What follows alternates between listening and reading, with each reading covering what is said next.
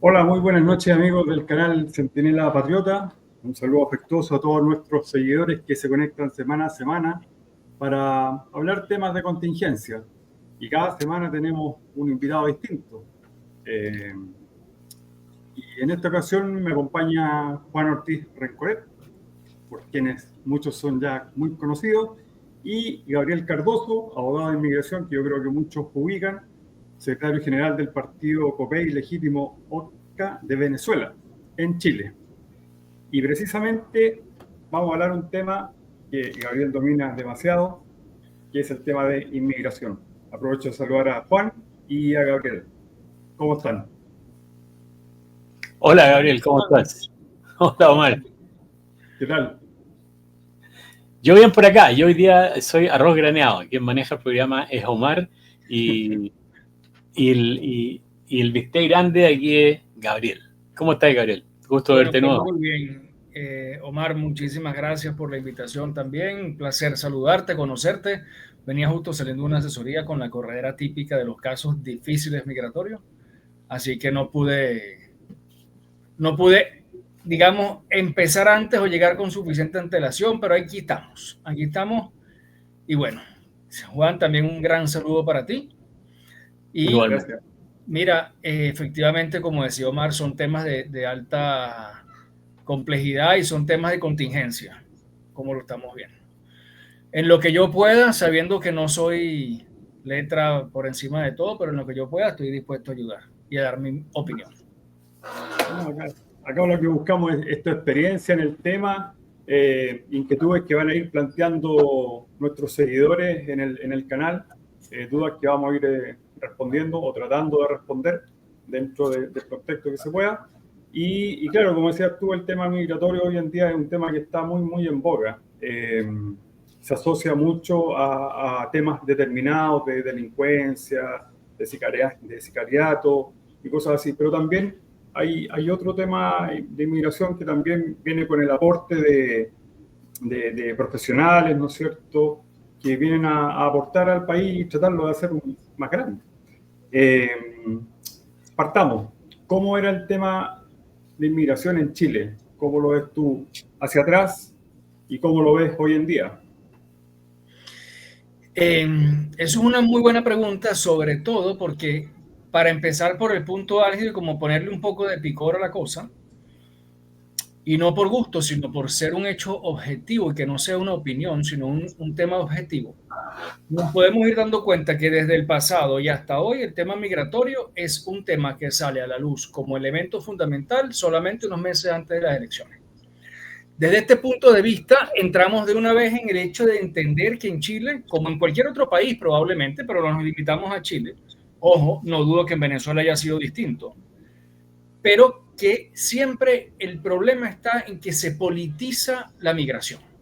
Es decir, es una utilización de la migración desde el punto de vista político. Y por supuesto, hoy en día en Chile, como fue cuando Piñera, como fue un poco más atrás cuando Bachelet con los haitianos, pero hoy en día Piñera y ahora Boric y la elección pasada y esta que viene, tiene el componente principal de que los venezolanos son una mayoría migratoria y los venezolanos son todos, en principio, antiizquierda. ¿Ok? Entonces, es la explotación de esa ideología política para ver realmente o a través de la luz de esa explotación, entonces es que vamos a tomar medidas políticas. Y eso es lo que falla en Chile, en mi criterio, y ha fallado siempre. ¿Por qué? Porque cuando de verdad ha habido un ánimo serio de tratar la migración no como un tema político, sino para abordar, entonces se han hecho algunos esfuerzos, se ha venido legislando en algunas cosas, pero se queda como muy en pausa y explota el... Disculpa, tú dirías que estamos como muy en debe en el tema de legal en cuanto a la inmigración? ¿Nos falta mucho camino por recorrer todavía? Sí, pero fíjate que a diferencia de muchas opiniones, no es en favor o en contra de los migrantes, sino que es más bien en favor de la legislación chilena. O sea, ¿por qué te lo digo, por ejemplo? Pero es un tema de regulación, digamos. O sea, vengan, claro, pero bajo esta regulación. Claro, te pongo un caso muy típico que molesta mucho a los chilenos. La ocupación por parte de los niños extranjeros de los preescolares públicos. Sí. Eso es algo que causa mucho resquemor. Ahora, mi pregunta ¿es problema de los extranjeros? No. Es problema de que el sistema jurídico chileno considera que ser migrante es sinónimo de vulnerabilidad.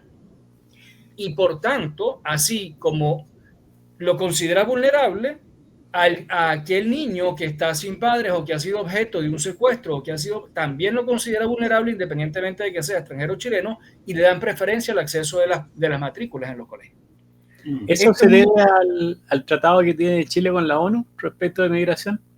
No, yo creo que no necesariamente. Yo creo que no necesariamente. O sea, el respeto de los derechos de niños, niñas y adolescentes, que es de donde viene el tratado y todos los acuerdos internacionales que ha suscrito Chile para garantizar las distintas oportunidades para los niños, es una cosa.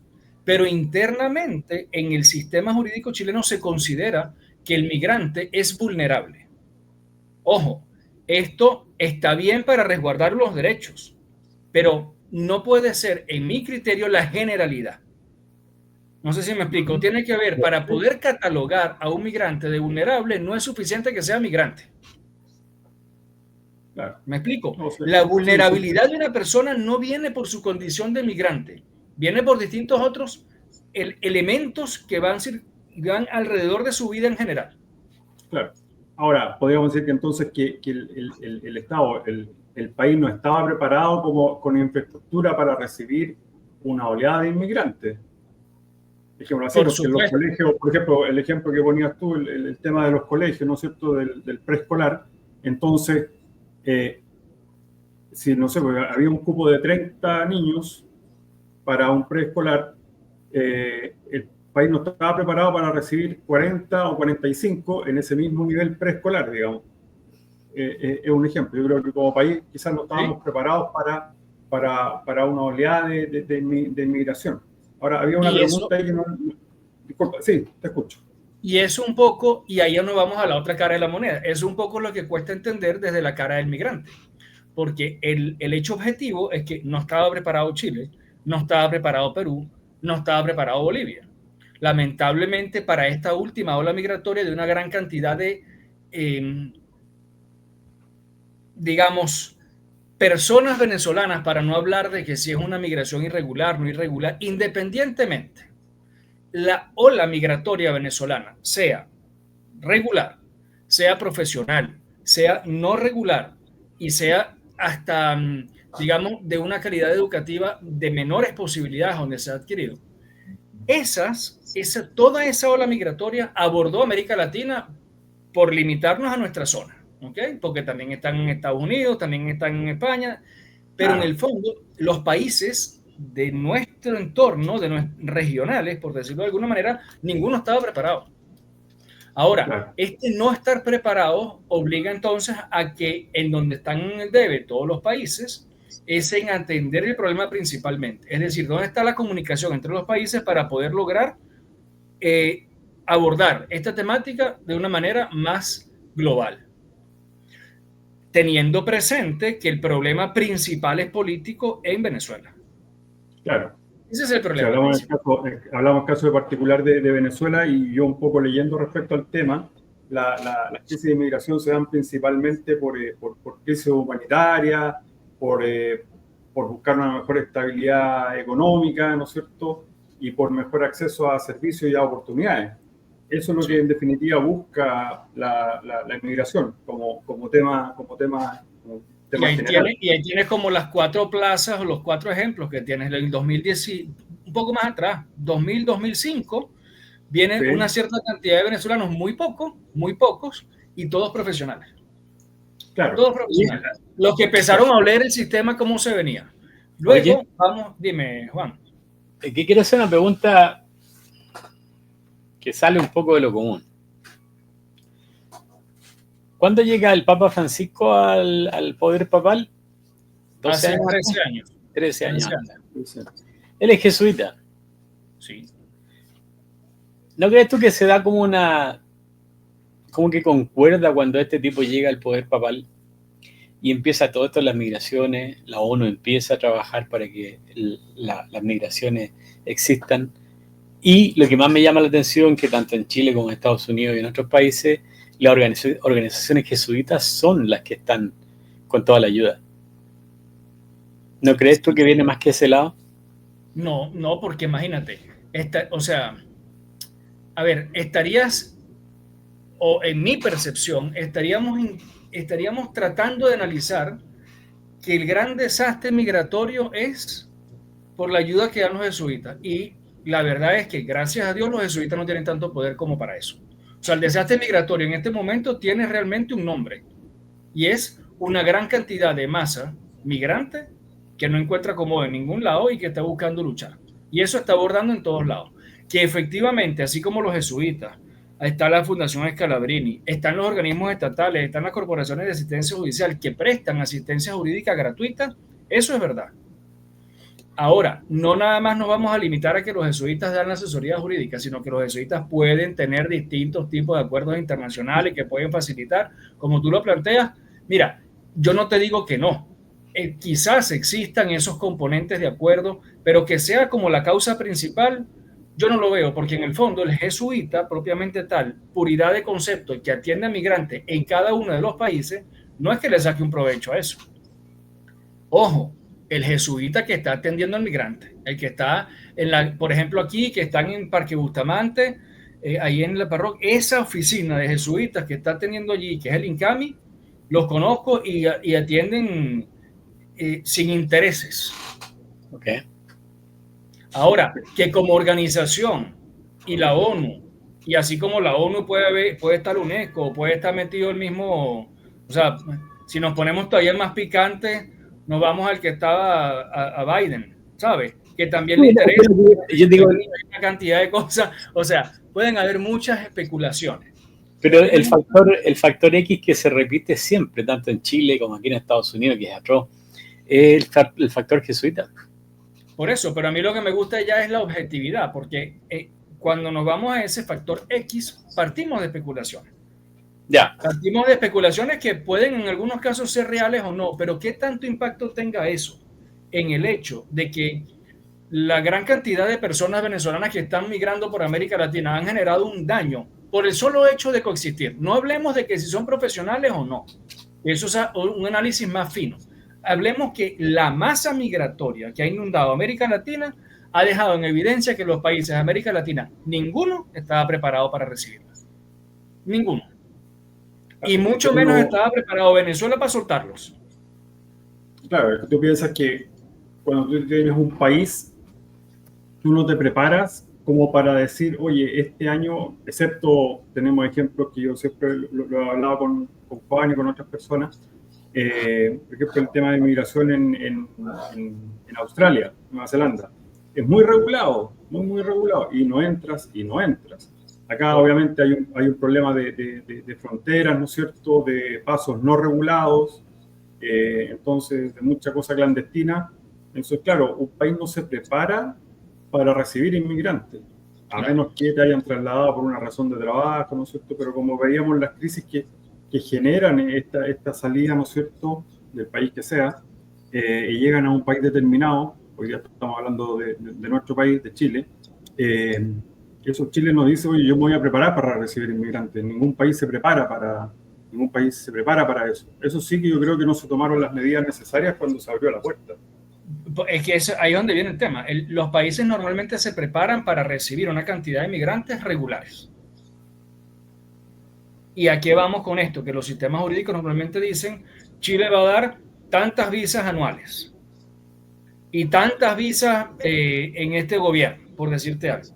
Y esas visas anuales están contabilizadas tal cual como se contabiliza el registro social de hogares en Chile, por ejemplo, y te dice una familia promedio de 4 personas, eso me va a requerir tal utilización de tales servicios públicos, colegios, bancos, iglesias, hospitales, abastecimiento de electricidad para las urbanizaciones en función a esa cantidad migratoria.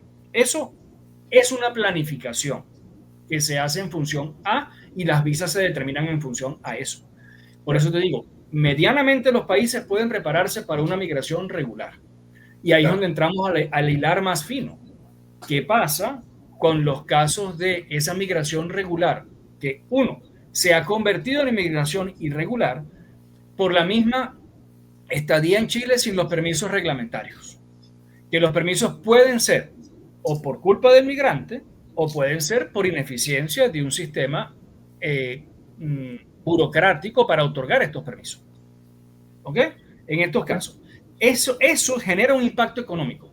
¿Por qué? Porque ese migrante regular que pasó a ser irregular no tiene el mismo acceso al trabajo, no tiene el mismo acceso a la posibilidad de bancarizarse, no tiene el mismo acceso a las oportunidades dentro de los beneficios del Estado. Entonces ya ahí se va convirtiendo en vulnerable. Y ahí el Estado le da otro tratamiento. Exacto, pero ahí, ahora, claro, parte todo lo ilegal, digamos, desde esa base de lo que tú estás pero es que no es ilegal, es decir, la diferencia es eso, que no es ilegal, es irregular. Esa es la diferencia, porque el irregular tiene posibilidades de volver a su campo de regularidad, mientras que el que entró ilegal, que efectivamente la persona nunca es ilegal, pero el ingreso a Chile por pasos no habilitados era una ilegalidad, ahora se cataloga como irregularidad porque en el 2021 cambia la ley. Lo que antes era un delito, hoy en día no es delito. Hoy en día, ingresar a Chile por pasos no habilitados no es considerado un delito. Es considerado una falta grave administrativa. Y así cambió la ley en el 2022. Entonces, hoy en día tampoco es ilegal, pero sí es irregular esta persona. Pero esta persona está condenada a no poder acceder a la regularidad migratoria, bajo ningún respecto. No puede obtener, no hay manera jurídica en el sistema chileno de poder regularizarse una persona que entra ahorita o que entró por pasos no habilitados. Existe el artículo 155 de la ley que le da la facultad extraordinaria al subsecretario para estudiar un caso en particular. Y la otra es sencillamente una disposición del presidente de la República en donde dice vamos a hacer un procedimiento especial de regularización migratoria como lo hizo Piñera en el 2018, como se hizo en el 2021 cuando entró la ley. Pero eso sí es para la generalidad. Y eso es lo que hoy en día, justamente por la situación en la que estamos, a puertas de las elecciones, no van a hacer. Porque tiene un peso político específico. Si lo hace Boric, entonces va a saltar la derecha y va a empezar a capitalizar toda esa realidad para decir, bueno, vamos a apoyar los derechos y tal y cual, pero ninguno aquí no pega un perdonazo, pero el otro sí. Claro, pero mira, Gabriel, delante había una pregunta de nuestro, no recuerdo bien quién hizo la pregunta, pero decía específicamente por qué se politizaba el tema de inmigración. ¿Cuál crees tú que son las causas así como específicas de por qué se politiza este tema? A mí me gusta siempre ir a lo concreto y me gusta realmente. Ahí está, era de Mané. Aprovecho de saludar a Mané también. Un besito Mané, para ella y también. Muchas gracias por tu pregunta. Mira, yo me voy a lo concreto. La politización de la migración es sencillamente por un tema de votos electorales. Es la politización electoral. Es decir, adeptos y quién va a votar por mí. Mira, cuando en el año, hace 3 años, tuve la oportunidad de participar en Sin Filtro, justamente por este mismo tema. Y allí exponían, la pregunta era, nos expusieron una tabla de las principales quejas que tenía la población chilena en ese momento y la migración estaba en el puesto número 15. En las elecciones, ¡pum!, lo dispararon. ¿Por qué? Porque efectivamente tú puedes o no obtener, o sea, el sistema jurídico chileno te invita a ver a que ya si tienes avecindado en el país más de 5 años por residencia definitiva, automáticamente vas a aparecer en el sistema electoral y puedes votar. ¿Okay? Para este proceso electoral, la cantidad de migrantes que van a votar se duplica. Estadísticamente, te puede variar, te puede impactar en el resultado electoral. Claro, sí. Sobre todo porque yo voy a utilizar una gran cantidad de personas que naturalmente están ante la izquierda o anti-izquierda para que vengan a votar, porque se transforman en algo así como 400.000 votos. Aproximadamente. Bueno, una pregunta dentro de ese mismo tema. Los migrantes en Chile, tanto los que están regulados y los que no están regulados, los que están regulados y los que no están regulados, ¿pueden ejercer derecho a voto en las elecciones presidenciales, de Congreso, regionales y en las de ciudad? Los irregulares no. O sea, los que entraron por pasos no habilitados no tienen ningún tipo de acceso a la participación política, no tienen carnet de identidad, no tienen número de identidad, no pueden acceder prácticamente a nada. De hecho, la gran cantidad de personas que trabajan en Chile irregularmente cobran a través de cuentas bancarias de otras personas. Para que lo tengas claro. O sea, mi hermano entró por paso no habilitado, por ponerte un ejemplo. Entra por paso no habilitado y yo que ya tengo definitiva, te saco una cuenta a nombre mío y ahí que te depositen. Y los empleadores le hacen firmar un documento en donde dicen, te voy a pagar tu trabajo a través del depósito en la cuenta tal, de fulano de tal. A esos niveles estamos, porque de alguna manera hay que regular esto. De alguna manera, y eso está mal. Ahora, en cuanto al voto, esta masa de migrantes que entraron por pasos no habilitados no tienen posibilidad de participar en nada. El migrante regular que ya aparece en el Consejo Nacional Electoral, en el CERVEL,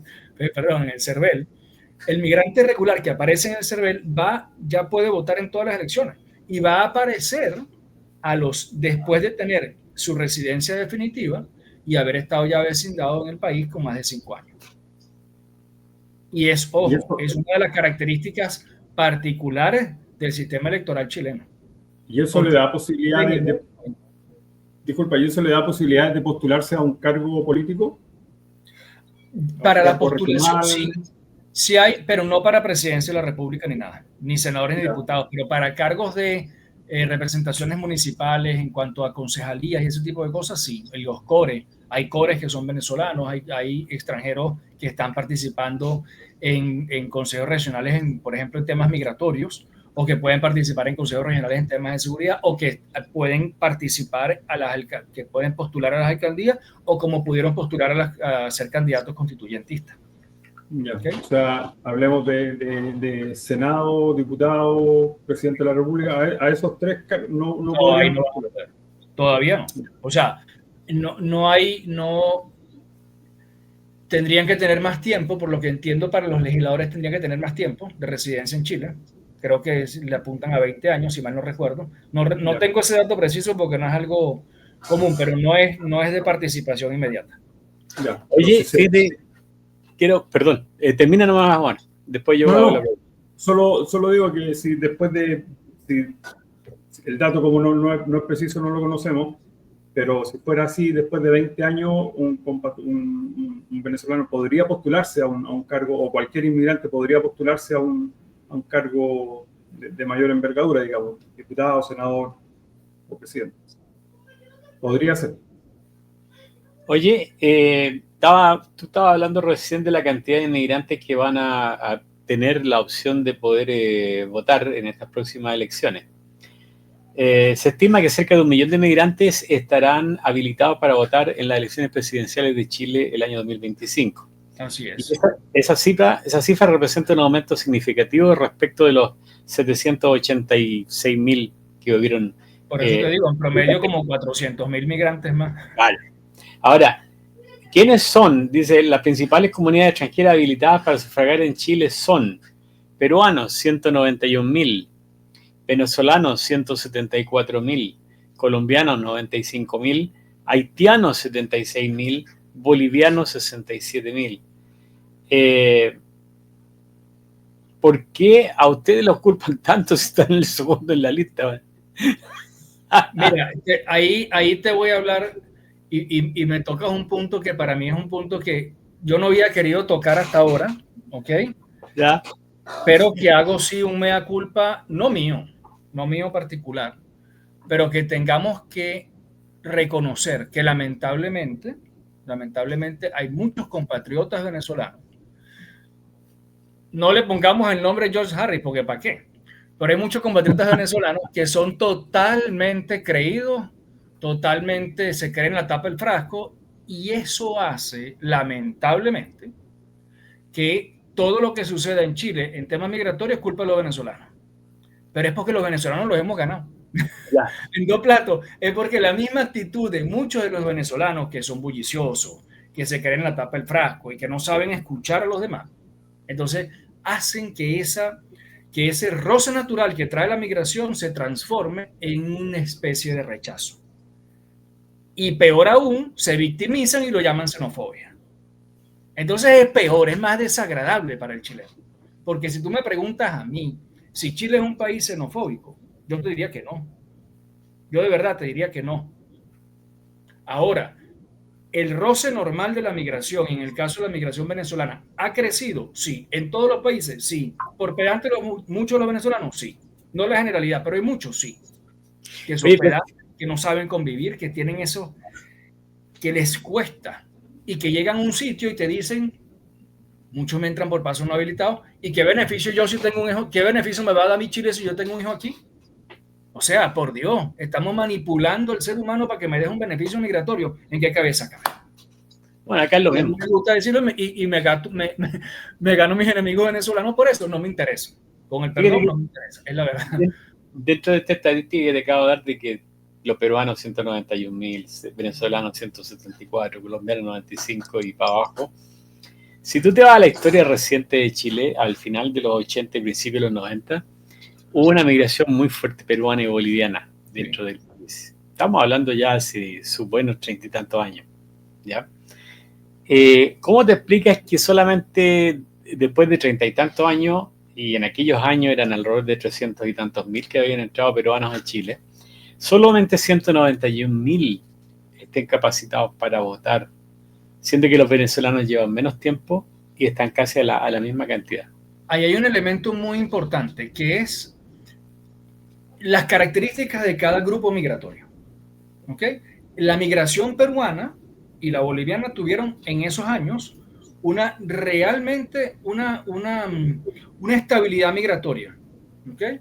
Ellos empezaron en esos años, pero realmente se han mantenido en ese mismo número de migrantes peruanos y bolivianos que vienen a Chile.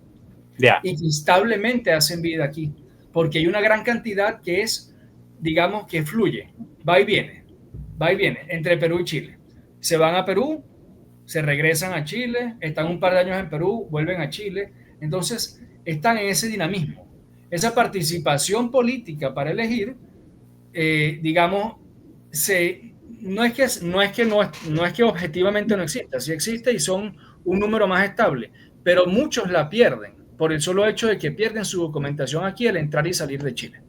Porque si tú pasas con el cambio de ley fue distinto, antes era más de un año, ahora son más de 2 años fuera de Chile, cuando tienes residencia definitiva y no hacen la renovación de la residencia definitiva en tu país, en el consulado de Chile, en el país donde estés, pierdes la residencia definitiva. Y si pierdes la residencia definitiva, no puedes acceder al voto. Entonces, esta migración peruana, boliviana, ha sido el número bastante más estable, es un flujo migratorio mucho más natural. Hay muchos migrantes venezolanos que entraron hace 2 años, 3 años, 4 años, que ya no están aquí, que se han ido a otros países y no han pensado en volver. El peruano más bien va y viene. El boliviano va y viene por la cercanía territorial. Venezolano se va de Chile y no vuelve más, muchas veces. ¿Cuándo están volviendo? Y ahí nos metemos con otro punto, ahorita con políticas Trump. Eso es lo que te iba a preguntar. Otro punto, pero en el fondo, ¿por qué los venezolanos crecieron más rápido? Porque el venezolano se ha establecido aquí para quedarse, buscando una estabilidad. El venezolano, digamos, del 80% de esa gran masa migratoria. Los otros han utilizado Chile como un puente, sí, pero países para España, países para los Estados Unidos, y efectivamente lo que han utilizado es a Chile como un país para hacer capital. Es más o menos lo que hacen los chinos, ¿eh? ¿Cómo? Los chinos hacen lo mismo. Por eso es lo que te digo, pero es que ahí es donde vamos. Por eso es que el ese aumento, o sea, el venezolano en capacidad de participación al voto equiparó a los peruanos y a los bolivianos, pero es por eso. Es porque el peruano y el boliviano es mucho más fluctuante que la migración venezolana, que está aquí más estable.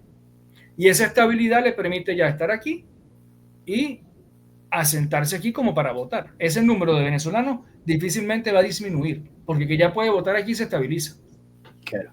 En la cantidad de venezolanos votantes aquí en Chile que vayan a salir después es muy poca en comparación al peruano o boliviano votante que salga después de que tiene el derecho a eso. Bueno, yo había leído, escuchado que en realidad Chile era un país trampolín en realidad para muchos inmigrantes, sobre todo venezolanos que buscaban llegar a Chile y después les servía como trampolín para poder salir a otro país. Muchos han viajado desde Chile, han viajado a Europa, conozco algunos sí. casos, y también para poder salir desde Chile a Estados Unidos, y no directo de Venezuela a Estados Unidos. Y ese no vuelve, ese que se sale de aquí no vuelve. No, ese que sale no vuelve. Pero mira, tenía una estadística, yo hasta el año pasado, hasta el año 2024, se decía que en Chile había 1,5 millones de inmigrantes en Chile y cerca del 8% de la población chilena. Y los venezolanos están alrededor del grupo más numeroso, con un 30 o 40%. Entonces eso más o menos se condice con lo que tú estás diciendo, que el venezolano que llegó para quedarse se estabilizó, ¿no es cierto? Y ya quiere dejar su vida, estabilizarse en Chile, digamos, y entrar al sistema chileno. Y un poco con lo que tú hablabas delante de xenofobia y todo eso, yo creo que tiene que ver un poco con que el venezolano llegó a movernos del piso.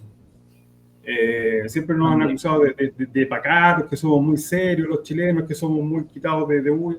Somos buenos para la bulla y para el deseo, pero la verdad es que el inmigrante venezolano nos puso la pata encima. Entonces, yo lo veo en las calles, y esto no es discriminación, tampoco es xenofobia, pero hay muy poco respeto por las leyes tan básicas en nuestro país.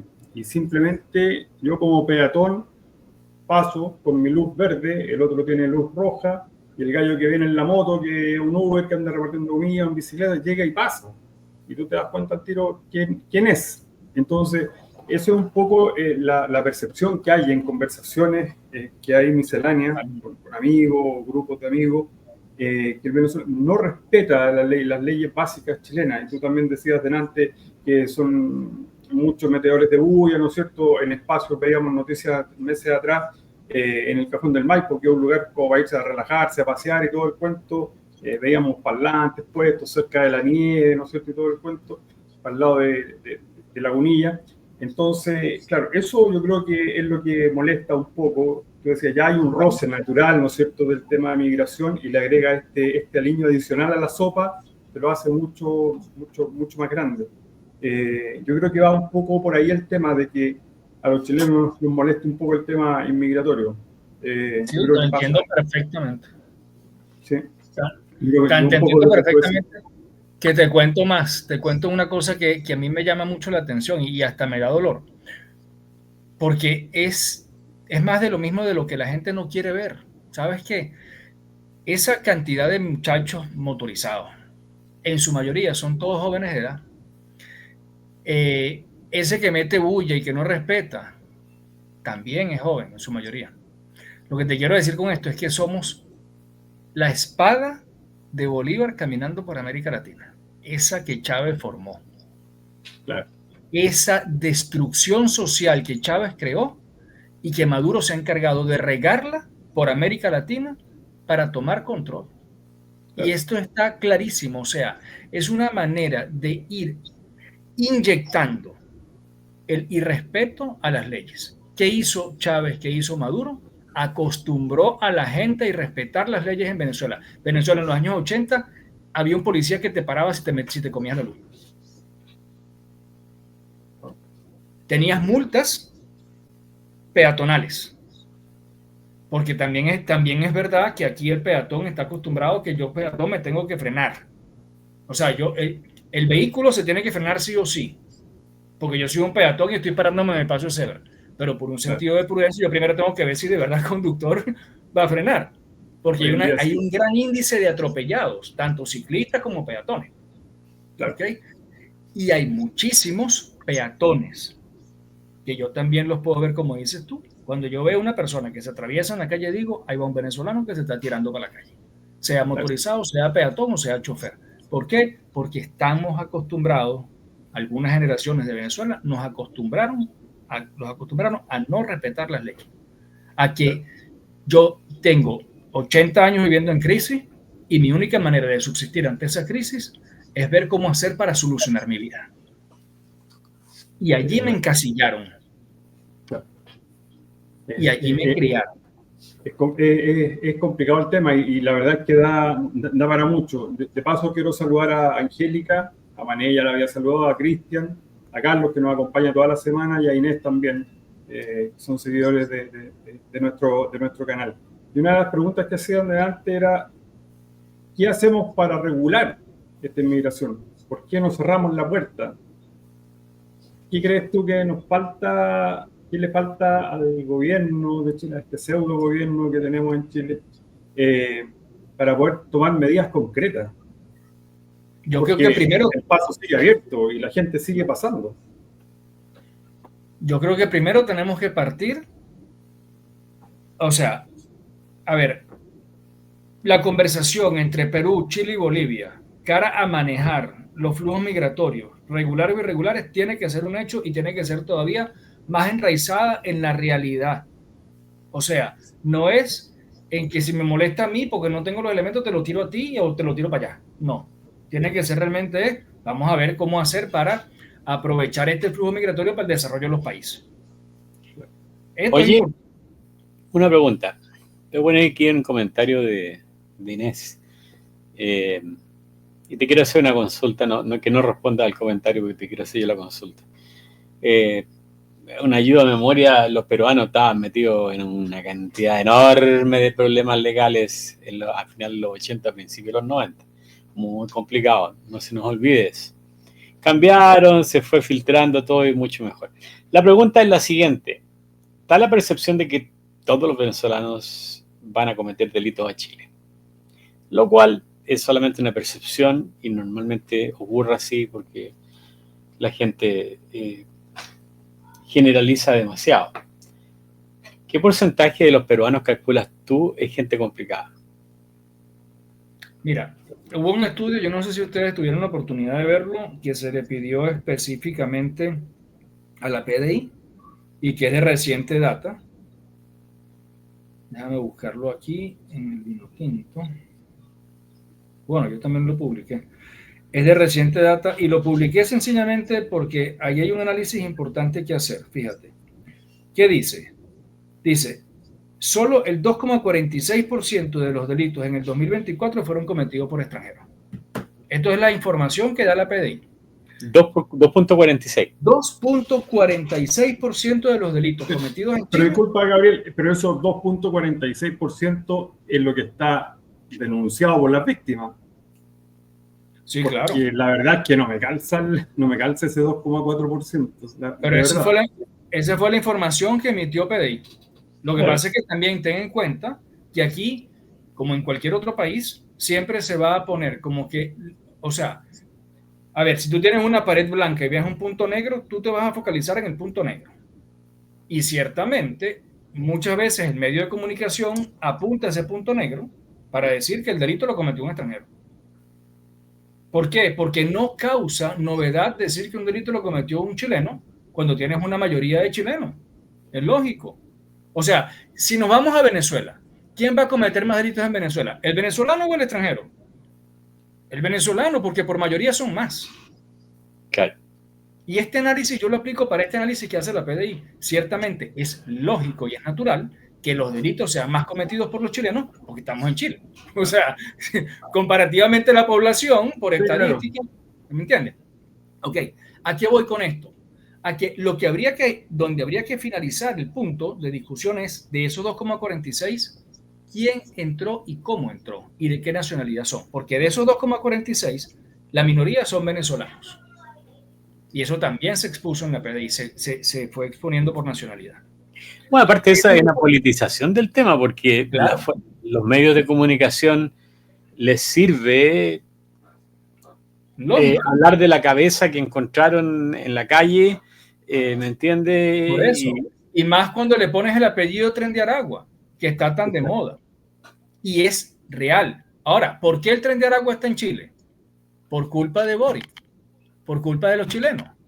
Exacto. Ojo, y esto no es porque yo lo digo porque yo soy venezolano. Juan, te lo dije en algún momento, en algún otro programa.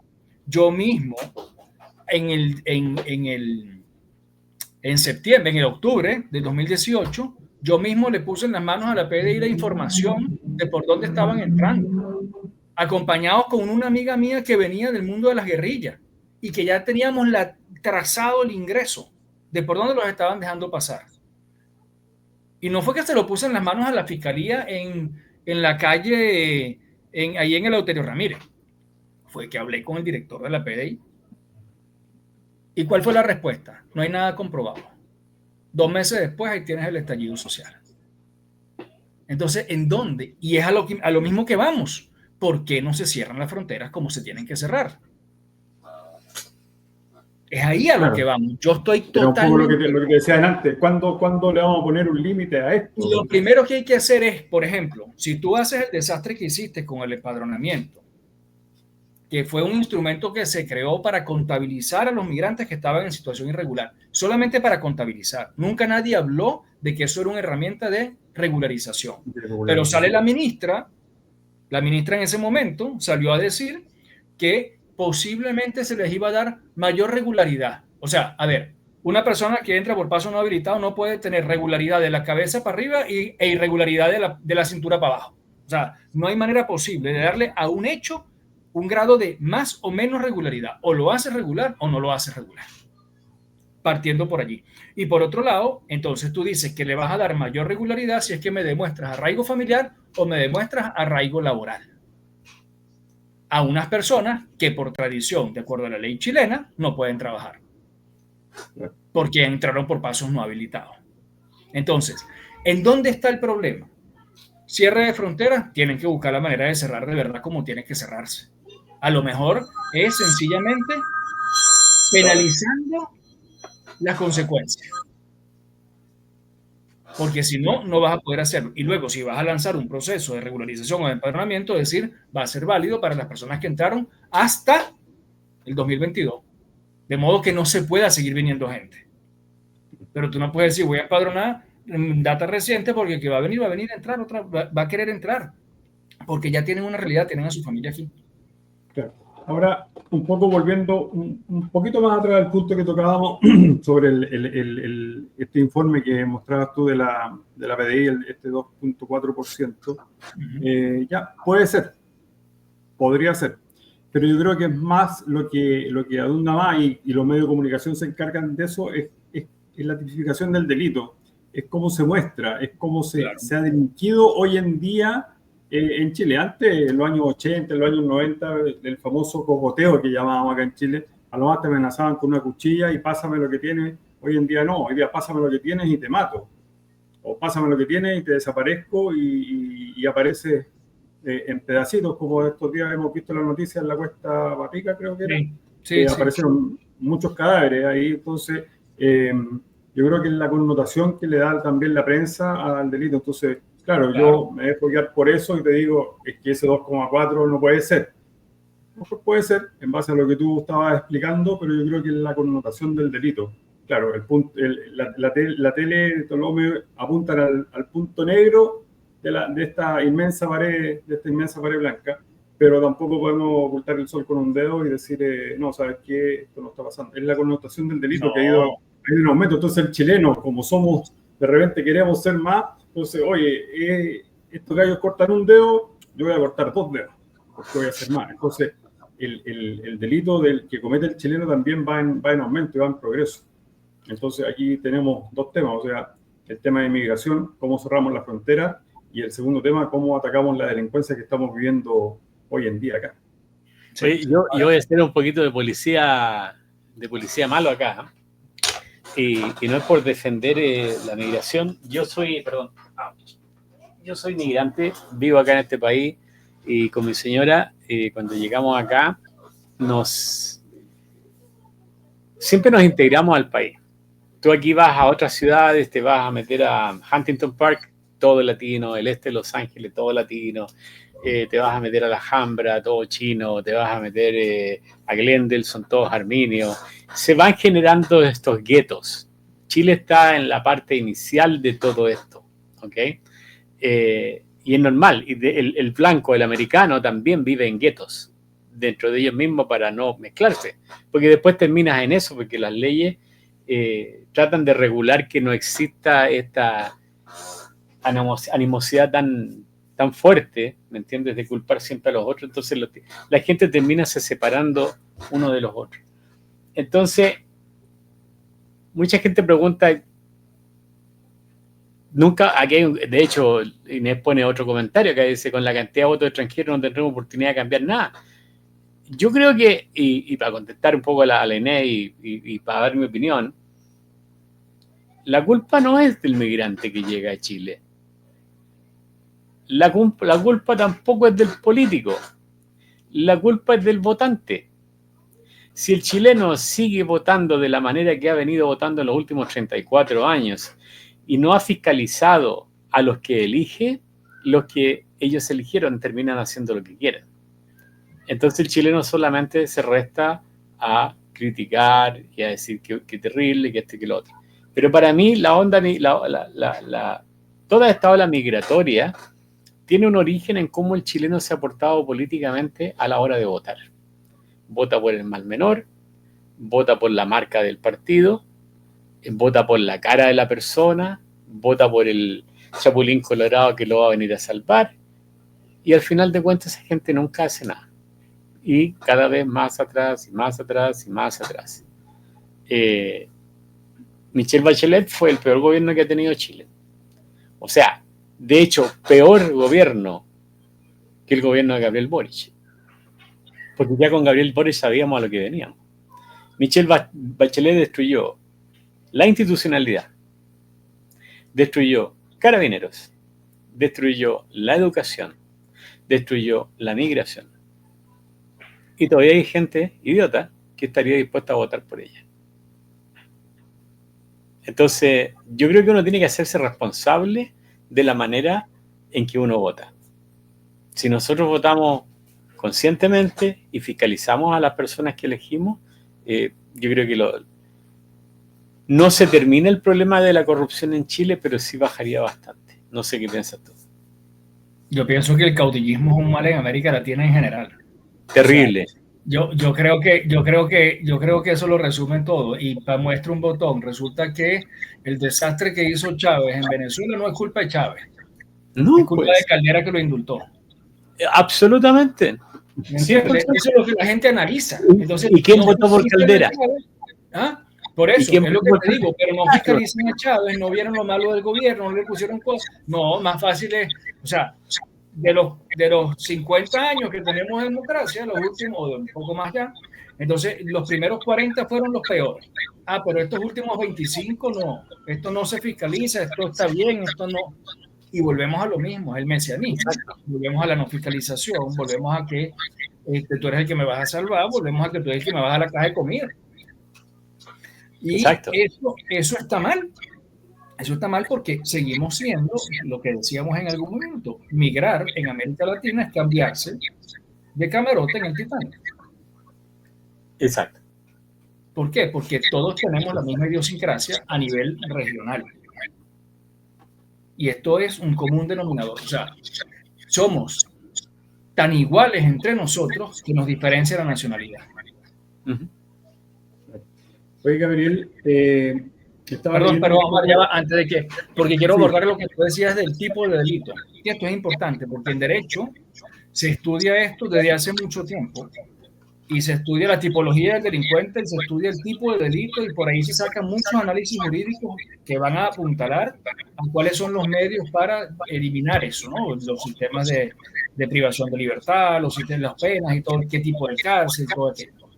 Y efectivamente, como muy bien apuntalas tú, cuando el medio de comunicación exagera o muestra como macabro un delito, si ese delito, si ese modus operandi es nuevo dentro de la sociedad que lo recibe, efectivamente tú ahí concluyes, esto es un extranjero. Pero ahí es a donde vamos. Ciertamente, no hay un hilo conductor que te diga a ti que ese extranjero entró por pasos no habilitados. Exacto. El que mató a Ojeda tenía nacionalidad, tenía residencia definitiva, tenía, o sea, había pasado todo su proceso. No Y ahí entró por, cayó la ley migratoria. Pues. no entró por pasos no habilitados. Entonces, es aquí a lo que vamos. El hecho de que eso sea una verdad, más allá del estudio de si la migración la puedes criminalizar, lo que hay que ver es cómo hacer justamente para que esos tipos de delitos te puedan ayudar a tener un control migratorio más fuerte para que no entre esa persona que tiene esas características. Es al revés el análisis. De la tipología del delito, me voy a ir a determinar quién es la persona que lo puede estar cometiendo. Y ese es el que yo tengo que cuidar. Claro. O cuidar a la sociedad.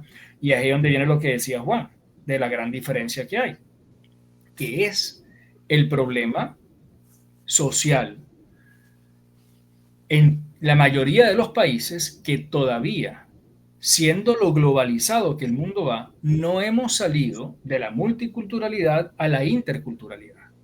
Nos hemos quedado en la multiculturalidad en cuanto a que somos grupos de migrantes en guetos, como decía Juan.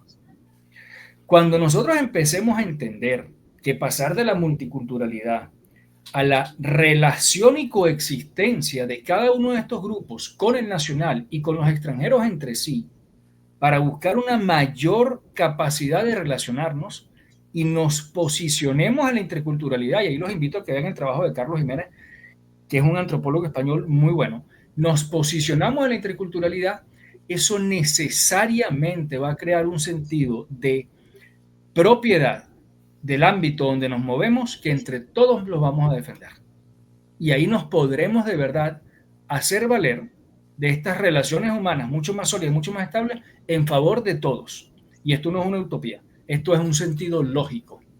Si yo vivo con mi esposa en una casa solo, yo voy a quererla, atenderla y todo por nosotros dos, pero mientras que va creciendo la familia, ya yo voy a ir buscando la mejor manera de que todos convivamos en función al bien de todos los que estamos allí. Y esto es importante. Esto es importante entenderlo, que aquí la sociedad en todos nuestros países está al debe. Porque en Venezuela pasaba así.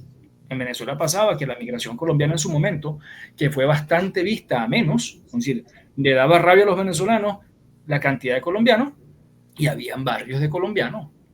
Ojo, de por lo menos en una comuna, de más del 70% de los habitantes de esa comuna eran colombianos. Ahí se cantaba el himno de Colombia, no se cantaba el himno de Venezuela. A esos niveles. Ya. Y estábamos hablando con una población grande, 5 millones eran venezolanos, eran colombianos. Los restantes eran venezolanos. Aquí en Estados Unidos, cuando tú dices la bandera estadounidense, va arriba en el tope. Después sigue la bandera estatal, ¿no es cierto? Yo nunca hice la bandera chilena porque no lo llevo dentro de mí, el país. Pero tú vas a barrios como el este de Los Ángeles y todo con bandera mexicana. No hay un respeto. No existe ese respeto. Oye, te pregunta Carlos, ¿cuál para ti fue el mejor presidente de Venezuela? Habría que ir a la historia. Complicado, Sí, porque lamentablemente nos tenemos que ir a la historia. Nos tenemos que ir a un Rómulo Betancourt y nos tenemos que ir a un Rafael Caldera I. Exacto. Sin duda alguna. Rómulo Betancourt, Rafael Caldera I, que fueron los padres que gestaron la democracia en ese momento. Y que gestaron una democracia genuina, no una democracia nada más de participación o de representación, sino una democracia de igualdad de oportunidades, y que construyeron a Venezuela en corto tiempo. Venía saliendo la dictadura y la construyeron en un imperio de América Latina donde la gente podía tener acceso, y en aquel momento, con todo, ojo, porque esto es importante saberlo, con todas las fallas migratorias que habían en la Venezuela de ese entonces. O sea, la Venezuela de ese entonces era un país cerrado, era un país abierto y recibía mucha gente, pero en sus procedimientos administrativos era un país mucho más burocrático que lo que es Chile hoy en día. O sea, para tener una residencia temporal en Venezuela en aquel momento tenías que tener como 10 años. Hoy aquí en Chile tú puedes tener 2 años, 1 año y te dan tu residencia temporal. ¿Okay? Ahora, te quiero hacer una pregunta. Ahora, como mejor presidente, yo, mi corazón demócrata cristiano, mi corazón de humanista cristiano, le apunto a Rafael Caldera, muerto la risa. Pero en el primer mandato, no en el segundo. Primer mandato. Claro. Primer mandato. En el segundo hubo cosas muy buenas, pero se desvió también porque había mucha gente muy sucia. Y ojo, claro, yo no sé si tú lo sabes, Juan, pero esto es una infidencia que te quiero contar. Yo sé que mucha gente está oyendo, pero bueno, para mí es un motivo de orgullo.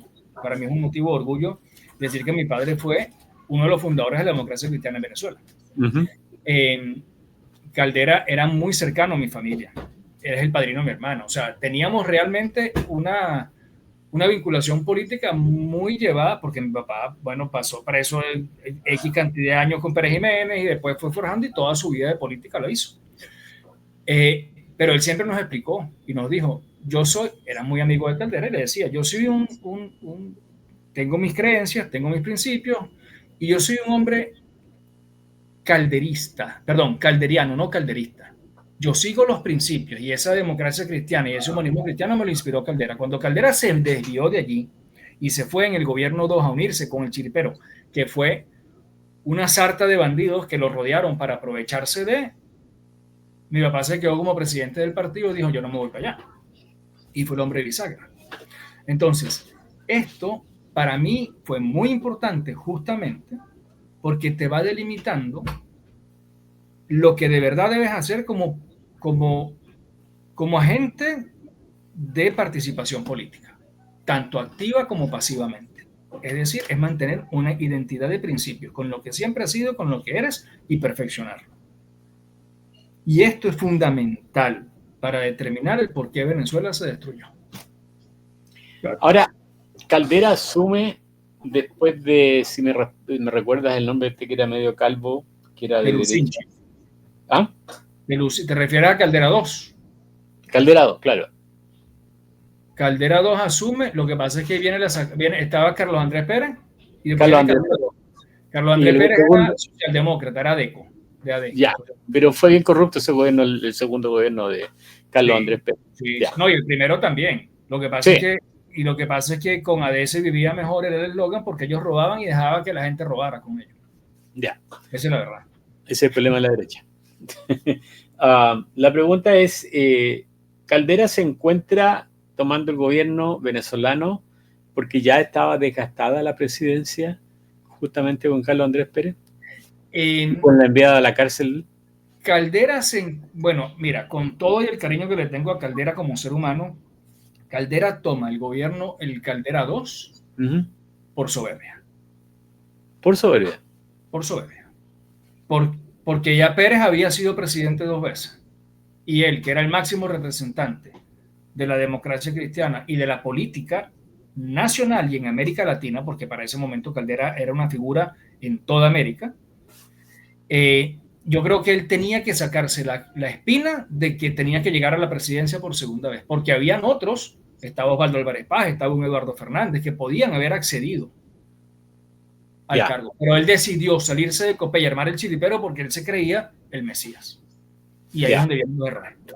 Entonces, ¿cuál es el resumen de todo? Que ese golpe de Estado que le da Chávez a Pérez detona en el populismo que exacerba Caldera con su discurso, donde me acuerdo clarísimo que ese discurso lo catapultó, y lo catapultó con palabras muy básicas. Cuando él decía, no podemos pedirle al venezolano, no podemos pedirle al que quiera Venezuela que se vaya, yo no me voy todavía, no podemos pedirle al ciudadano común que se inmole por la democracia cuando la democracia no ha sido capaz de darle de comer. Tocar esa fibra para catapultarse a la presidencia es lo que generó luego en la llegada de Chávez. Algo muy parecido a Bachelet, ¿eh? Totalmente, porque fueron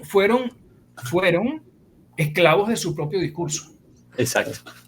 Ellos, cuando dijeron yo voy a llegar por esto, ahora el que viene yo tengo que entregar porque yo soy un demócrata. Ya. Mira, una de las cosas que se le critica, y perdona, esta es la última intervención que hago para dejarle ahí a Omar, se le critica a Piñera el haber ido a la frontera con Venezuela y Colombia e invitar a la gente que se viniera o que se fuera a Chile. ¿Tú crees que el hecho de tener esta migración desde Michelle Bachelet para adelante se debe a que Chile no tiene la mano de obra que necesita. Y te lo ejemplifico con algo súper sencillo. Este canal hizo un programa hace un tiempo atrás sobre exportaciones, y en ese momento salió justamente la idea que está trabajando el gobierno, que es traer trabajadores bolivianos a trabajar en los campos de Chile, y se les paga bastante bien, creo que son alrededor de $100 o un poco más al día, y van a poder llevarse sus cotizaciones de vuelta a Bolivia. ¿Cuál es la razón de eso? Que no hay trabajadores en este momento para trabajar en el campo. ¿Tú crees que esa fue la idea principal de Bachelet y de Piñera de traer tanta gente a Chile? Mira, yo no sé si yo podría catalogar la traída de haitianos de Bachelet como la misma que la traída o la ida de Piñera a Colombia y decirle que las puertas para los venezolanos estaban abiertas. Porque hubo una diferencia entre preparar los aviones y realmente ejecutar, ¿ok?, el traslado de esos haitianos para acá, a que solamente Piñera se... Pero tú no viste un avión cargado de venezolanos trayéndose que el gobierno chileno ya ha invertido en traer ese avión cargado de venezolanos para que se viera para acá. Entonces, ciertamente la connotación de la invitación y de la asistencia, tanto de Piñera como de los otros presidentes que fueron, yo creo que se ha interpretado políticamente para destruir a Piñera. Para mí eso fue así, porque yo no me vine porque él me invitó, y yo me vine en el mismo año, ¿ok? Yo me vine sencillamente por otras realidades, y la mayor cantidad de venezolanos que se vieron en ese momento no fue atendiendo la invitación de Piñera, porque efectivamente para ese momento las políticas migratorias de Chile permitían que hubiera mayor capacidad de ingreso, mayor flexibilidad en el ingreso. ¿Ok? ¿Por qué? Porque se podía hacer el cambio con una visa de turismo. Entonces eso invitaba a que la gente se viniera y pudiera hacer su cambio de estatus migratorio estando dentro de Chile, cosa que hoy en día ya no es así. Yo creo que se confundió eso. Por otro lado, sí creo que está la realidad de que la mano de obra en el campo chileno, porque lo he visto con los papás de los amigos de mis hijos que tienen campo, y son casi todos extranjeros, y los he atendido inclusive, sí creo que efectivamente eso está pasando, y creo que lo que ha pasado allí es que hemos vuelto desde Chile a la utilización de la migración. La nueva esclavitud. Sí, nos hemos desviado realmente al respeto del migrante en igualdad de condiciones al respeto del chileno. Es decir, el respeto de los derechos humanos es transversal para todos, independientemente de la nacionalidad, independientemente de su condición de delincuente, independientemente de su condición de trabajador. ¿Okay? Esto suena duro, pero es la verdad. La verdad es que todos son seres humanos, delincan o no, todos son seres humanos, sean premio Nobel de la Paz o no, y no hay diferenciación, porque todos somos seres humanos. Luego, la migración no escapa de esta realidad. El aborto no escapa de esta realidad. Los distintos aspectos morales no escapan de esta realidad. ¿Y por qué? Bueno, porque yo no puedo tratar, eso es una de las cosas que a mí me dio dolor recientemente, que tuvo y se lo dije a él personalmente, a Undurraga, el presidente de la Democracia Cristiana, que se lanzó ahora a candidato, me decía que él estaba en favor del aborto en 3 causales. Y yo mismo le dije, entonces tú no deberías estar presidiendo la Democracia Cristiana, porque básicamente estás totalmente en desacuerdo de lo que son los principios del cristianismo. No hablemos de la Democracia Cristiana, hablemos del cristianismo. Y seamos coherentes. Si tú vienes saliendo, cuando celebramos los 79 años del partido en el Congreso, de COPEI Venezuela, tú vienes saliendo de un foro en donde tú dices que los derechos humanos no tienen matices y que son derechos humanos, ¿dónde está el derecho humano de ese que está mandando a matar por 3 causales? Porque ese es un ser humano. Y cuando se lo planteé así, me dijo, no, es que es distinto. No, no es distinto. Ahí es un doblez en tus valores y en tus principios. Eso pasa con la migración. Eso pasa con los delincuentes. Es decir, cuesta mucho, pero entender que un delincuente tiene derechos humanos, cuesta. Ahora, no tiene más derechos humanos que la víctima. Entonces el Estado tiene que favorecer, en primer lugar, la defensa del derecho humano de la víctima, no por priorizarlos, sino porque a uno le tienes que defender su acceso a la justicia como víctima y a otro le tienes que defender su acceso a la justicia como delincuente. Pero es un delincuente y tienes que penalizarlo. ¿Okay? Esta realidad pasa lo mismo con la migración. Tú no puedes utilizar la migración en función a qué beneficio me van a dar a mí para mi fuerza laboral que no tengo. Tú no puedes traer... Podríamos tomar que el tema migratorio entonces es una medida populista. Pero claro, si a eso es a lo que me refiero justamente con la politización, que lo utilizan solamente para ventajas y le dan peso específico cada vez que hay elecciones presidenciales. Claro. Y esto pasa en todo lado. Gabriel, quería apuntar un poco más al tema legal y estaba leyendo en realidad la ley de extranjería, no conocía el número de la 21325, dice que fue promulgada en abril del 2021 y entró en vigencia en febrero del 2022, que venía a reemplazar la ley de extranjería del año 1975. Demoramos muchos años en sacar una nueva ley de inmigración. Y dice que los objetivos principales, sí, muchos años, entonces, uno de los objetivos principales de esta nueva ley dice, y voy a leer textual, dice, modernizar el sistema migratorio. Hemos fallado. Establecer reglas claras para el ingreso, permanencia y salida de extranjeros. Hemos fallado. Fortalecer el control fronterizo. Hemos fallado. Fomentar una migración ordenada, segura y regular. Hemos fallado. Proteger los derechos humanos de los migrantes, un poco lo que hablabas tú en tu última intervención. Yo creo que los objetivos que plantea esta nueva ley de inmigración, hemos fallado en todo. Hemos fallado en todo. Y un poco lo que decía Juan delante, y los culpables somos nosotros por no elegir a las personas adecuadas en los cargos que nos representan. Y tenemos mala memoria, como dice nuestro amigo Jorge Matei también. Los chilenos tenemos mala memoria y seguimos votando por exactamente los mismos por una cuestión de comodidad, por un tema por el mal menor, que es bastante malo. Entonces, pero me enfoco en los objetivos. Hemos fallado. Yo creo que todos los gobiernos, desde que salió la promulgación de esta ley, todos estos gobiernos han fallado en esto. No han tenido las herramientas necesarias, no se han profesionalizado, digamos, en poder brindar que estos 5 puntos se cumplan y se cumplan a cabalidad. Hablábamos un tema con un subsecretario hace un tiempo atrás, decía, oye, es que no, tuvimos problemas con este tema de poder regularizar esto porque fallaron las impresoras. O sea, por favor, ¿de qué estamos hablando? Por favor, entonces, tu apreciación de esta ley de inmigración, yo creo que nos falta mucho camino por recorrer. Está la ley, pero no la estamos cumpliendo. Lamentablemente, debo decirte que me tocó, cuando estaba en discusión esta ley, hacer una pequeña intervención, que la tengo por ahí en el Instagram, de 5 minutos en la Comisión de Gobierno del Senado, justamente para poder hablar de la pertinencia o no de la ley. Y en aquel momento lo especificábamos y decíamos que el problema principal de esta ley es que es una ley para formar un Estado policía. Es decir, buscaba solamente regular el ingreso o acceso por la frontera. Y no lo logró. Y toda la otra realidad que se supone que debería prever la ley en cuanto a la creación de condiciones de o sea, en cuanto a realmente ordenar la casa por dentro para que la migración pueda ser acogida y pueda ser un elemento en donde yo voy reduciendo el impacto ante los chilenos. Eso no se hizo. Claro, no se hizo. Esta ley, un poco para ejemplificar, esta ley quería regular los límites, ¿no es cierto? Pero no preparar internamente, digamos, el sistema para recibir inmigrantes.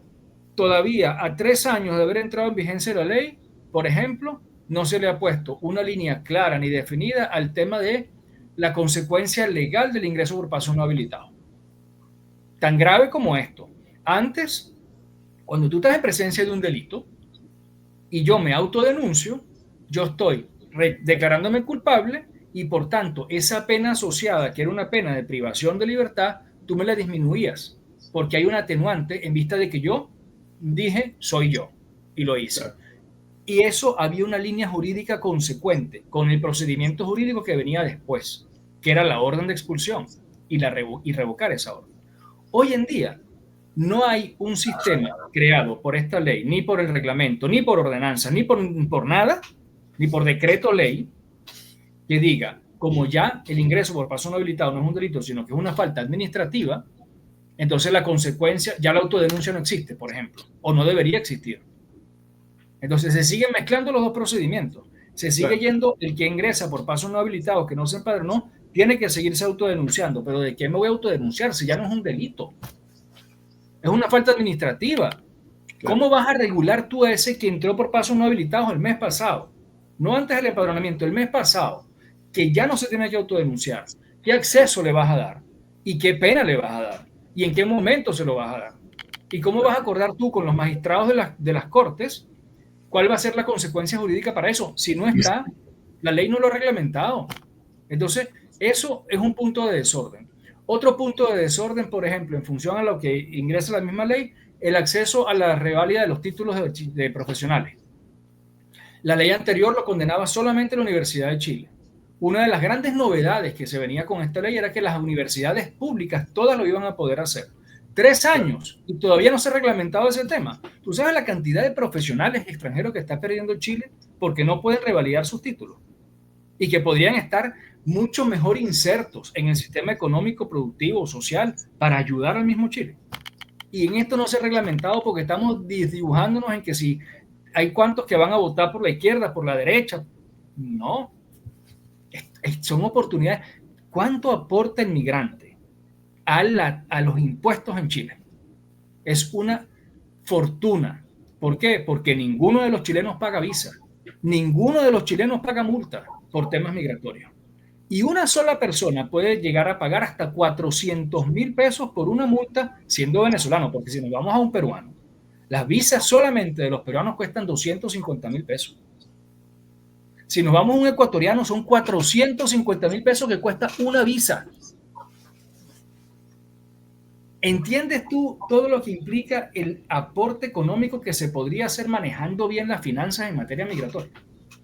Claro. En lo único en donde yo debo reconocer que ha habido un avance importante desde la última parte de Velorio hasta ahorita Luis Eduardo, con quien yo fui representante de CAS para la migración y debatí con Luis Eduardo que él era representante de Boric. Tenemos diferencias importantes y hay cosas que no me gustan, pero que es un tipo que conoce la teoría migratoria, la conoce, es un profesor en temas migratorios. O sea, eso es verdad. Que no lo han dejado implementarlo puede ser una realidad. Pero donde sí se han focalizado es en la automatización de toda la parte migratoria. Eso sí. Pero no en los tiempos, sino en que ya no se hacen las largas filas que se hacían ante la PDI o que se hacían en extranjería, sino que yo estoy desde mi casa y pido mis permisos. Esta automatización, por supuesto, ha traído muchas cosas, muchas colas. Claro. ¿Por qué? Porque, bueno, evidentemente hay mayor corrupción, está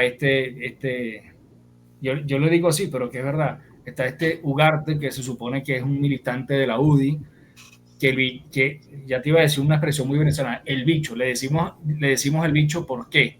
Porque realmente es ¿cómo le gusta sacar plata? O sea, él le ofrece regularización a los migrantes que entraron por paso no habilitado, cosa que no va a poder hacer jamás. No va a poder hacer, ¿no? Y le saca una cantidad de plata, o sea, en buena medida es un ladrón, con el perdón de la expresión, pero eso es lo que él hace. Y así como él hay muchos otros. Y todo eso es posible porque es un sistema automatizado que, si bien es más dirigente, no se ha regularizado. Claro. Entonces podríamos decir que esta nueva ley de inmigración, sacamos la ley y dijeron, saquemos la ley y la carga la arreglamos por el camino. Tal cual. Que no hay reglamento, no hay ordenanza, no hay nada, entonces... Muy a los chilenos, sí.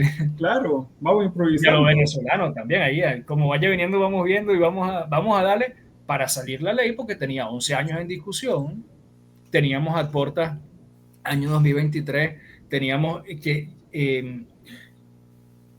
tenía que salir la promulgación del decreto ley con Piñera, sin duda alguna, porque era un punto de honor. Pero además de eso estaba Uvilla y estaban 2 personas que habían participado, que era Julián Flores, que ahora está mucho más comedido, pero en aquel momento no estaba tan bien la cosa, junto con el cubano Mijail Bonito, que también es político, es participante y es un desastre. O sea, ese es el primero que siendo migrante y habiendo tenido las oportunidades de participación política que ha tenido aquí en Chile, era el primero que denigraba de la migración, siendo hijo cubano. ¿Por qué no te vas para allá? Entonces, él incluyó esa ley migratoria. Claro. Dime, hoy en día, hoy día, parado hoy día, ¿cómo ves el tema migratorio? En cuanto al ingreso, mal. En cuanto al ingreso y a la regularización. En cuanto al ingreso, un desastre. O sea, siguen sin control en la frontera y no ha habido nada allí y no va a haber nada allí, lamentablemente. ¿Por qué crees tú que no va a haber nada? Porque no veo voluntad política para hablar con los países de al lado. Ni de los países del lado con Chile, ni de Chile con los países del lado. ¿Y O tú sea, crees no que veo puede una haber voluntad clara para poder conversar con Bolivia, con Perú, con Brasil, para poder ordenar. Entonces, claro, mira, Mané dice entonces no sirve para nada la ley de inmigración. Pero, Mané, con el mayor de mis respetos, eso se ha dicho desde un principio. El problema de las sociedades no es un problema de leyes, es un problema de que se cumplan. Claro. Y cuando tú tienes una ley, por buena que sea, si no la cumples, estamos mal. O sea, claro, si yo voy a depender, por ejemplo, en temas de deportación de migrantes irregulares que han delinquido, si yo voy a depender, Chile, de que para limitarnos a lo específico que le gusta el chileno al tren de Aragua, si yo voy a depender de que Maduro tenga la voluntad política de venir a buscar a los integrantes del tren de Aragua y para llevárselos para Venezuela, yo estoy mal, compadre. Yo como chileno, como gobierno chileno estoy mal, porque eso no va a pasar. Yo tengo que sacarlos de aquí. ¿Que me cuesta plata? Sí. Ah, ¿que no quieres que te cueste plata? Haz especialmente un centro penitenciario y reclúyelos ahí y ve qué es lo que vas a hacer. Ponlos a trabajar, que te construyan a todo Chile. Que te construyan y te perfeccionen los caminos para el sur. Ponlos a hacer carretera. Eso es otro tema. Utilízalos de mano de obra pero no por migrante, sino por delincuente. Por delincuente, exacto. Sí, claro. No, sí, entiendo a dónde apunta. Y también lo otro, bueno, ahí tenemos un claro ejemplo, Bukele. Ahí tienes a Bukele. Muchos lo acusan de dictador, de que va en contra de los derechos humanos, pero tiene una situación súper controlada, con ayuda de Estados Unidos, ¿no? Como lo quiera llamar.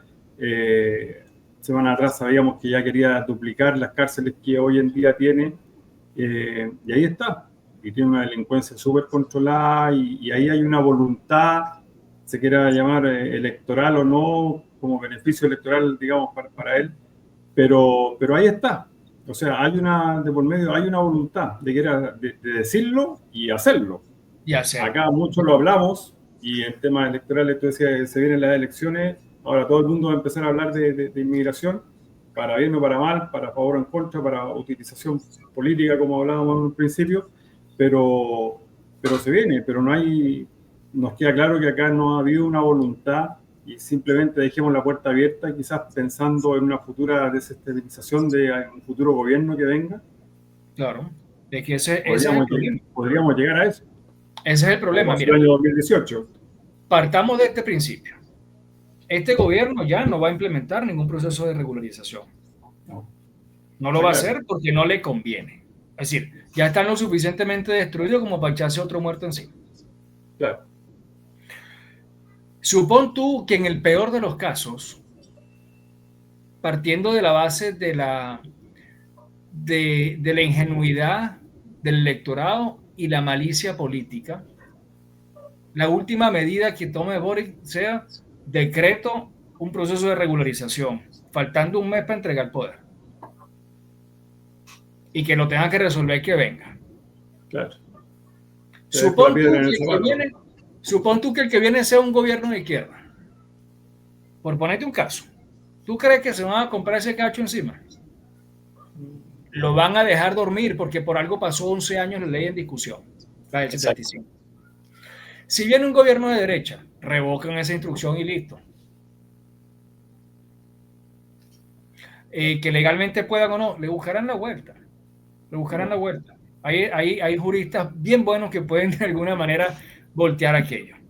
Claro. Pero ya va a haber pasado el impacto de la migración en el voto.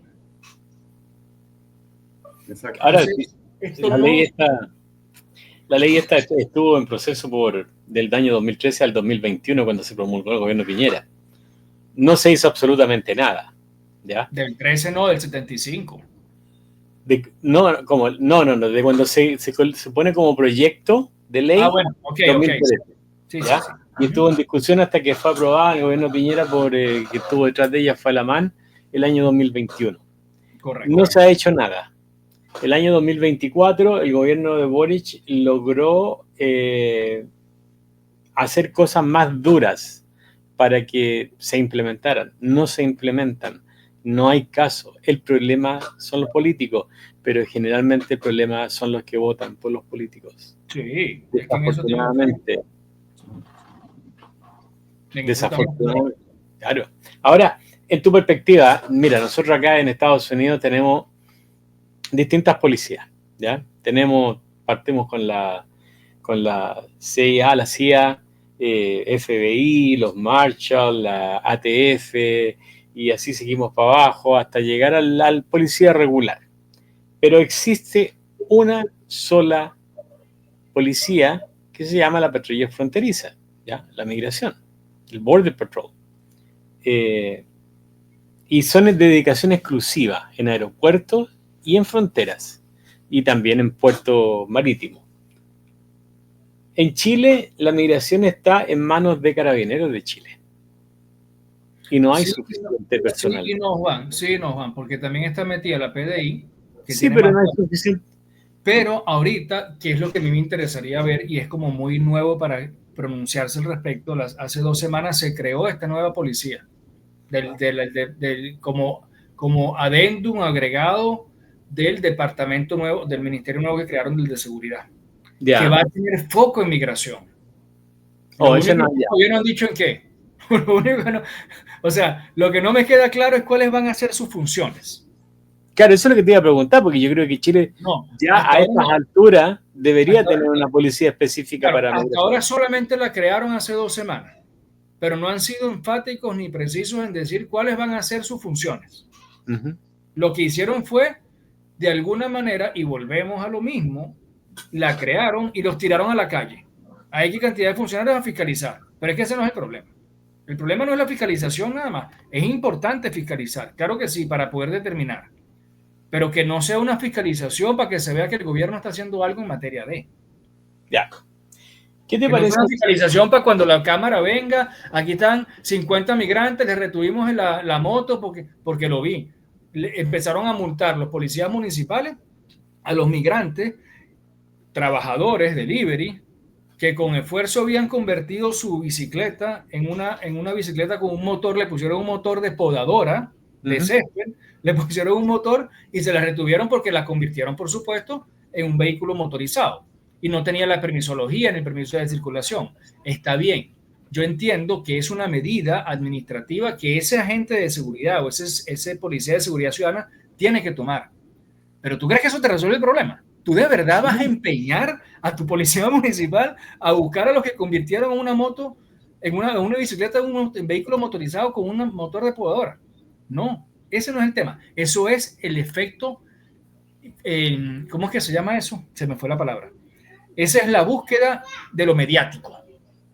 Absolutamente. Nada más para crear pero ese no es el problema. Entonces, si tú vas a sacarte poco de PDI para que hagan eso, entonces vamos a parar en lo mismo. Se van a seguir metiendo por la frontera y no va a haber ningún tipo de regulación de la policía realmente en su poder de fiscalización o en su poder de prevención. Claro, que justamente fíjate que esa policía que quieren formar para hacerse cargo de la migración, tenéis 2 opciones. La llenáis con gente que sea carabinero y que sea de la PDI y lo sacáis y lo dejáis con menos gente, o empiezas a enseñar o a preparar nuevo personal estrictamente a eso, y eso significan años de trabajo para implementarlos, para darles equipo, para darle armamento. Entonces, dentro de esta parte mediática, ¿qué piensas tú de la zanja de Kast? O sea, no la personal de sino que la zanja que quiere implementar o colocar a las minas, no a las minas colombianas, sino que colocar minas en la frontera. Mira, yo creo que eso es una medida, o sea, que tú me hagas una zanja o que me hagas un muro, si tú no le pones a quien lo vigile, estamos parados en lo mismo. Sí, exactamente. Estamos parados en lo mismo. Aquí pasó. Si tú me llenas un campo de minas, estamos parados en lo mismo, porque el problema no es cómo ingresa, el problema es qué haces con ellos cuando ya están adentro, porque lamentablemente se te van a seguir metiendo. Tú tienes que crear un mecanismo efectivo de sacarlos apenas lo veas y para afuera. Relaciones internacionales, en primer lugar. Básico. Relaciones con tus vecinos. Básico. Básico. O ármate de valor. Y porque dime tú, objetivamente hablando, Mar, en la opción que está agarrando Bukele, suponiendo que tenemos un sistema así de efectivo en cuanto a la ejecución de las penas y lo abordamos además con un respeto íntegro en los derechos humanos, ¿tú no crees que eso sería bastante bueno para ese que está delinquiendo? Es decir, te voy a sacar el cuero trabajando. Vas a trabajar de sol a sol. Y te voy a dar además alimento, atención médica, te voy a tener allí, no te voy a dejar que te enfermes, porque te voy a cubrir tus derechos humanos. ¿El trabajo dignifica o entorpece a la gente? No, lo dignifica, pero... Entonces tú puedes hacer la mezcla del respeto a los derechos humanos. Tú no tienes para qué crear una penalización de tenerlos desnudos, por ejemplo, y darles cuerazos desnudos. Tú puedes crear para ese que no se quiere portar bien, tú no te vas a portar bien, muy bien. Ahora, en vez de un grillete en el pie, te voy a poner 2. Y vas a tener que hacerme la misma carretera, pero con 2 grilletes. Yo violenté tus derechos humanos. Te voy a exigir más. Ya, claro, y lamentablemente para eso tú requieres tener más... voluntad. Más policía. Sin duda. Y más voluntad política. Claro. Y Chile no tiene ninguna de las dos opciones. Y recursos también. Ya. Exacto. Fíjate que una de las cosas que me llamó mucho la atención de las cárceles del SECOT de El Salvador, Centro de Detención, es que la comida no contiene proteína. Son papa, arroz, puro carbohidrato. No hay proteína. A los tipos los tienen ahí sin fuerza. Claro. Ese tipo de cosas se podrían eliminar. O sea, tú podrías darle proteínas y regularlas de otra manera. No sé si me explico. O sea, se puede buscar la combinación de ambas cosas. El hecho de yo ser estricto para evitar el ingreso por paso no habilitado no quiere decir que yo tenga que violentar. Yo como Chile me podría parar ante mis vecinos y decir, señores, vamos a buscar el acuerdo. E internamente, al que esté aquí, al que haya entrado, yo voy a ser bien estricto. Y como no puedo deportar, yo voy a tener sanciones y volver a darle carácter de delincuente. Y volver a, por ejemplo, y tener una pena privativa que no se pueda disminuir con la autodenuncia. Que tengo que cuidarme de no incumplir con los acuerdos internacionales en materia de derechos humanos. Cuídate, pero sé más punitivo. Sé más punitivo con el que está aquí. Que le molesta a las organizaciones de derechos humanos porque pobrecito. Si yo le respeto los derechos humanos y le respeto su condición de persona y yo asumo que lo que tienen que hacer es cumplir las consecuencias de sus actos, estoy en otra parada. Sin violentar nunca mi integridad moral. Porque no puedo dañarme yo como gobierno ni como persona por lo que haga el otro. Y me puedo perfectamente resguardar con todos los filósofos, teólogos, con todo lo que tú quieras para cuidar esa realidad. Porque eso forma una sociedad. Ya. Pero se requiere político íntegro. Exactamente. Claro. Y que hagan la vega.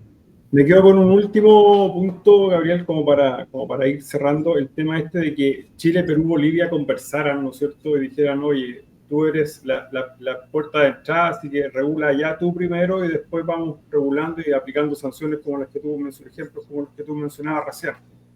Pero también tiene que haber la voluntad de los otros países de decir, oye, yo me voy a llevar la carga administrativa porque yo voy a ser la primera piedra de tope. Entonces yo me llevo toda la carga administrativa, toda la parte de infraestructura me la llevo yo. Entonces, ahí yo creo que también los países tienen que conversar y apoyarse mutuamente para poder decir, bueno, ok, yo te apoyo con tanto, no sé, de dólares anuales, ¿no es cierto?, para que tú tengas esta infraestructura que al final yo también me beneficio de esto. Si tú paras allá, yo no voy a recibir acá tanta gente. Claro. Creo que también pasa un poco por ahí. Sin duda alguna, tiene que haber, como en toda negociación que busca el bien de todos, tiene que haber un sentido colaborativo. No puede haber un sentido competitivo. ¿Quién va a poner más? ¿Quién va a poner menos? ¿Quién va a hacer más? ¿Quién va a hacer? Porque es algo que favorece a todos. Tiene que haber una colaboración. ¿Por dónde parte ese principio? Por inclusive estudiar. A ver, imagínate tú esta posición tan difícil, pero que puede ser. Que yo, Perú, o que yo, Bolivia, le diga a Chile, ¿qué te hace falta a ti, Chile, para desarrollar más, no sé, camino a La Serena, la energía eólica? Es que me hace falta tener mayores campos, tener mejor sistema de riego, tener tal. Ok, vamos a buscarnos dentro de toda esa masa migratoria, vamos a buscar que tú salgas favorecido con ingenieros forestales, que vayan para allá a explotar esa zona de Chile. Y a mí me deja, vamos a buscar canalizarte a ti, Bolivia, ingenieros marítimos, por decirte un... no quiero ser tan duro, pero para ti, Bolivia, vamos a buscar algo que te favorezca a ti como país y a ti, y vamos a colaborar entre todos. Y así, como vamos a beneficiarnos entre todos vamos a ver qué es lo que cada quien va a poner. Claro. Tiene que haber voluntad política y tiene que haber un sentido de colaboración, un sentido de cooperación. Sin eso, ni que hablen todos los días. O sea, si yo tengo un matrimonio y yo no soy capaz de hablar con mi mujer para mejorar la relación todos los días,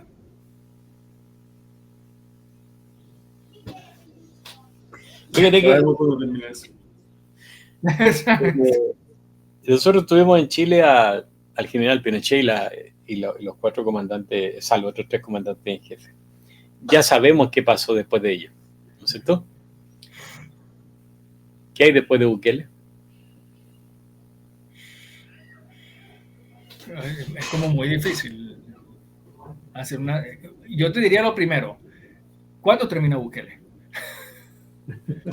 Como dicen los gringos, Taco Brown, para no decir tacabrón. Bueno, está difícil. Lo que te digo, o sea, mira, cuando tenemos, porque vamos a estar claros, eso que hemos criticado del mesianismo, se lo podemos aplicar a Bukele perfectamente. Oh, sin ningún problema. Entonces, este es el problema. No porque él sea bueno o esté del lado de lo que nosotros consideramos más adecuado a él, quiere decir que su mesianismo no sea malo. Desviarse es muy fácil. Ya. ¿Qué vaya a pasar? No, es muy difícil. Es muy difícil. Claro. Yo creo que en 3 años más se va a empezar a ver. Ahora, si él firma hoy acuerdos del Estado de El Salvador con los Estados Unidos para mantener este sentido de cooperación, habría que ver cuando venga el que viene, dependiendo del momento sociopolítico y económico en el que llegue, si le conviene revocar eso o seguirlo aplicando. Pero es darle como un ancla a ese sentido de cooperación. Porque en el fondo es un sentido de cooperación que no está mal y que, porque también esto tiene una doble lectura. Ya. Y después de Trump. Exacto. Porque en el fondo esto es un descargo de una responsabilidad que Estados Unidos debería asumir. Y de hecho el boom salvadoreño es por los contratos que tiene el gobierno de El Salvador con China. Tal cual. Puerto, carretera, biblioteca central, cárceles. Está difícil. Que, por supuesto. Pero bueno, pero es que el mesianismo de Trump, dentro de toda su locura, que podía habernos simpatizado en un principio, algunas de sus posiciones, pero a medida que se va enraizando y se va complicando, se va haciendo mayor y se le van metiendo más manías en la cabeza al hombre, se va complicando la situación, porque no estamos hablando de que me está mandando en el país más chiquito del mundo. Me está mandando en los Estados Unidos. Y esas posturas mesiánicas, hegemónicas, y yo soy el salvador del mundo, va a complicar cada vez más la cosa, porque eso no va a echar para atrás. A medida que envejezca más, se va a poner peor.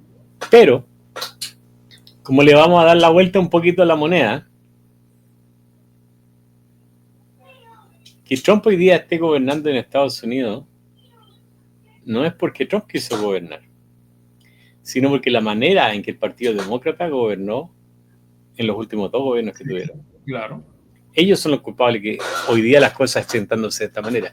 Yo personalmente, yo voté por Trump, te lo digo. hay cosas que no me gustan, que son preocupantes, sí, es cierto, y uno analiza y también entra en y qué es lo que viene después, qué es lo que va a pasar, ¿me entiendes? ¿Dónde vamos a llegar? ¿Hasta dónde va a llegar todo este empujón? Y tú ves por el otro lado que los demócratas están desesperados y están empujando para echarle tierra y más tierra y más tierra al gobierno, y al final te das cuenta que estás metido en medio de toda del revoltijo. Totalmente. Ahora te pregunto, te lo pongo al revés también, porque es importante verlo así. Si tú hubieras sabido que todo esto iba a ser así, ¿hubieras dejado de votar por Trump? No. Mi voto era por Trump siempre. ¿Me explico? Esta es la realidad. Ya, pero te voy a decir una cosa. Y eso es complejo, porque en el fondo yo también hubiera votado por Trump igual. Ya, pero yo te voy a decir una cosa. El problema es, porque por el otro lado ni loco. Ya, el problema es que cuando se crea la democracia, en los años 500 antes de Cristo, fue justamente para sacar a toda esta oligarquía, ¿no es cierto? Después de más de 2000 años, nos encontramos con que estamos en el punto de inicio, que la gente no se da cuenta, porque en Chile, por decirte, las votaciones están hechas de manera tal de que ya los tipos un año antes saben quién va a ser el presidente. Está todo arreglado entre el empresario, la política, los políticos que son los que manejan esta cuestión. Pero lo que más me llama la atención a mí es que hoy día la calidad, y me refiero en todos lados, ¿ya? No hablo solamente de Chile. Hoy día en los candidatos no hay estadistas, no existen los estadistas que tuvo en un momento, como tú dices, Caldera en su momento, en su primer gobierno, el otro que estuvo, Betancourt creo que fue el que nombraste. Sí.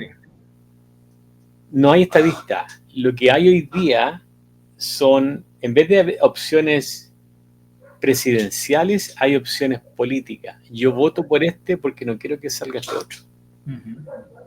Y estamos en un ping-pong para allá y para acá, y no salimos nunca de un partido que no va a llegar a ninguna parte. Eso a mí me preocupa mucho. Totalmente de acuerdo. Y lamentablemente, aunque suene feo, pero debo decirlo, es una de las únicas cosas que yo le agradezco a Chávez, que logró despertar en la sociedad venezolana un sentido de participación política que estaba dormido. Lo cual no quiere decir que haya acostumbrado al venezolano a pensar para votar. No. Porque el venezolano sigue votando desde el corazón. Y eso es lo que está mal. En que yo no me dispongo a escoger aquello que es bueno, sino lo que me gusta. Vota por marca, como en Chile. Sí. El partido es una marca. Tal cual. Pero ahí es donde viene la famosa frase. Lo malo es malo, aunque todos lo hagan. Y lo bueno es bueno, aunque solamente uno lo haga. Y esto es importante, porque en mi capacidad para decidir, tengo que apuntar al bien. Y ahí es donde viene la cosa. Ahora, ¿por qué nos estamos parando hoy en que la democracia en el sentido político de participación no es, o mejor dicho, no ha avanzado en comparación a sus inicios? No es por la democracia como sistema.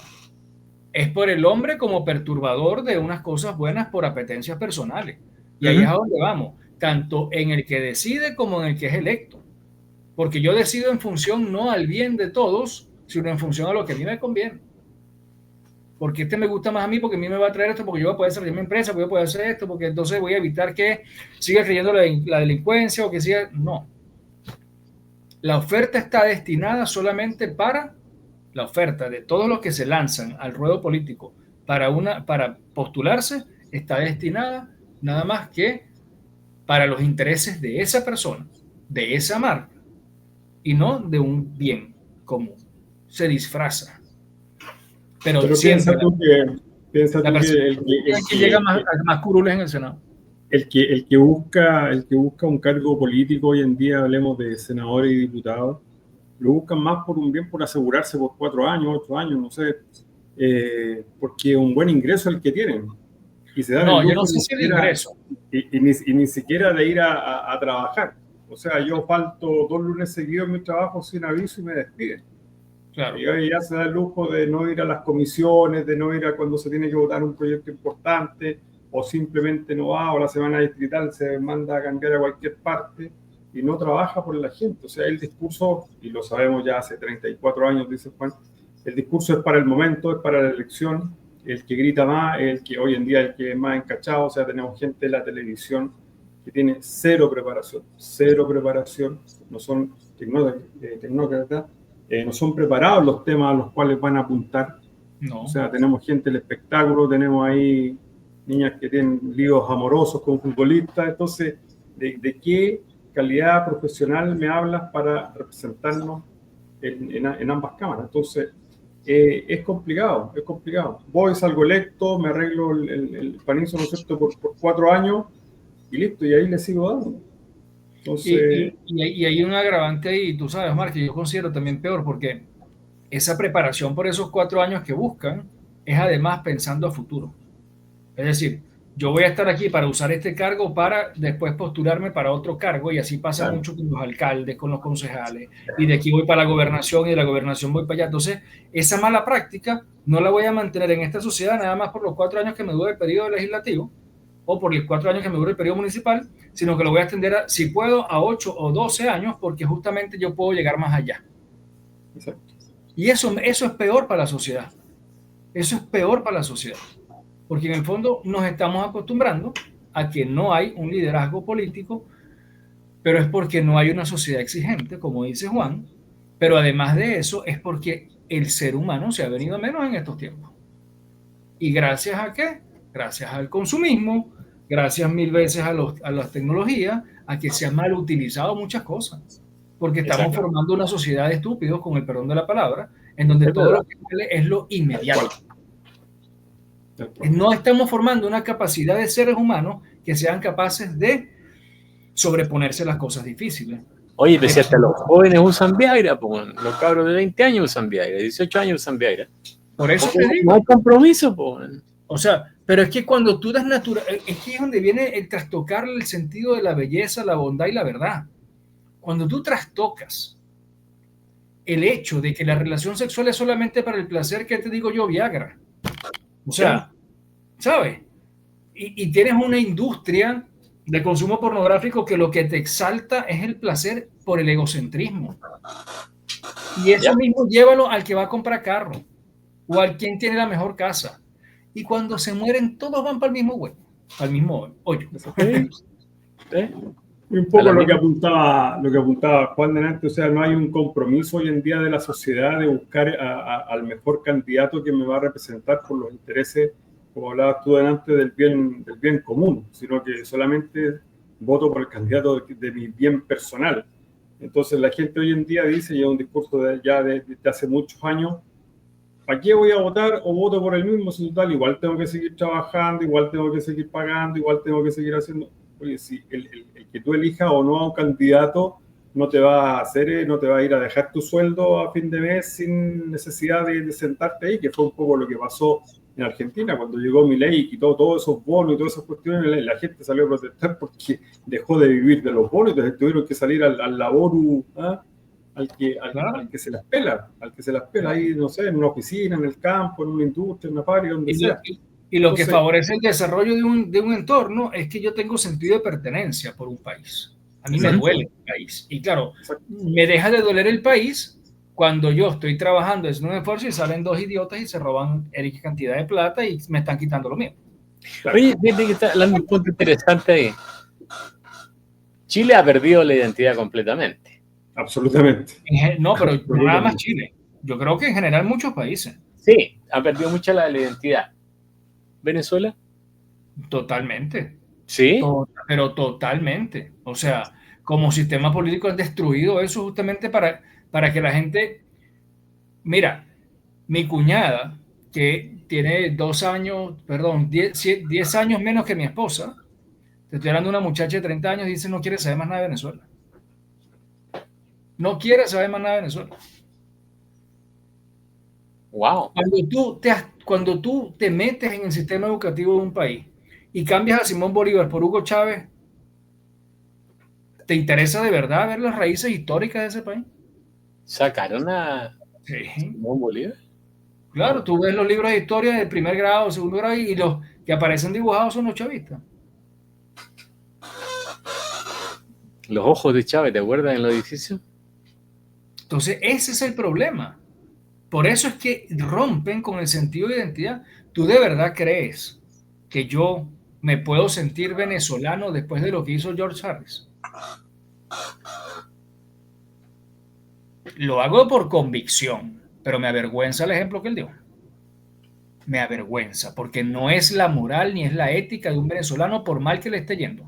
Un venezolano que le está yendo mal está pateando las calles y está buscando la manera de trabajar como puede ser cualquier delivery. Pero no es ese, que tenía la posibilidad en sus manos de unir a dos poblaciones, la chilena y la venezolana, y lo que hizo fue destruirlas. Las relaciones entre Chile y Venezuela las destruyó, él porque quiso. Entonces, el sentido de identidad venezolano se ha perdido como conglomerado. Pero pero por un problema político de gobierno. Claro. Porque usted en Venezuela no tienen migración como existen en otros países. No, ahorita no, en este momento no. En este momento la migración que está llegando a Venezuela es el venezolano retornado. Claro. O sea, quiere decir que es peor en el caso de usted de la pérdida de identidad. Claro, pero por supuesto, porque, o sea, llegan y se van otra vez. O sea, lamentablemente ahorita nadie se identifica, ningún venezolano se identifica con el régimen de Maduro y lo que está pasando. No se identifican. ¿Qué pasó? Y la condición es, yo regreso a Venezuela si se va el régimen. Oye, ¿y qué pasó con María Conchita? María Corina, yo espero que siga orquestando cosas, porque hasta ahora está muy callada, está muy en pausa eso.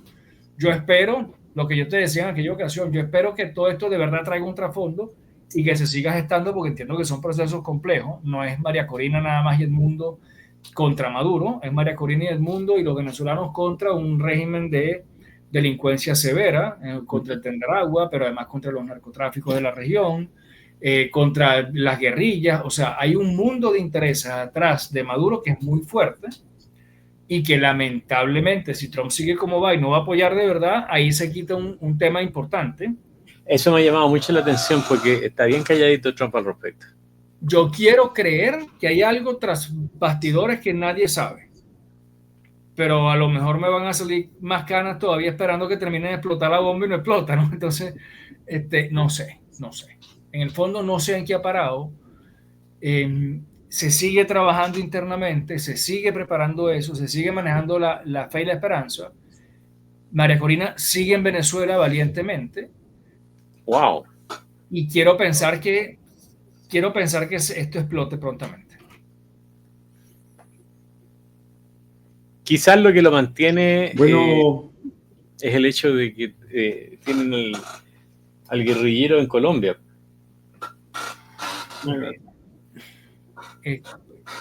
O sea, sí, tiene su impacto, evidentemente, porque tiene puerta abierta por allí.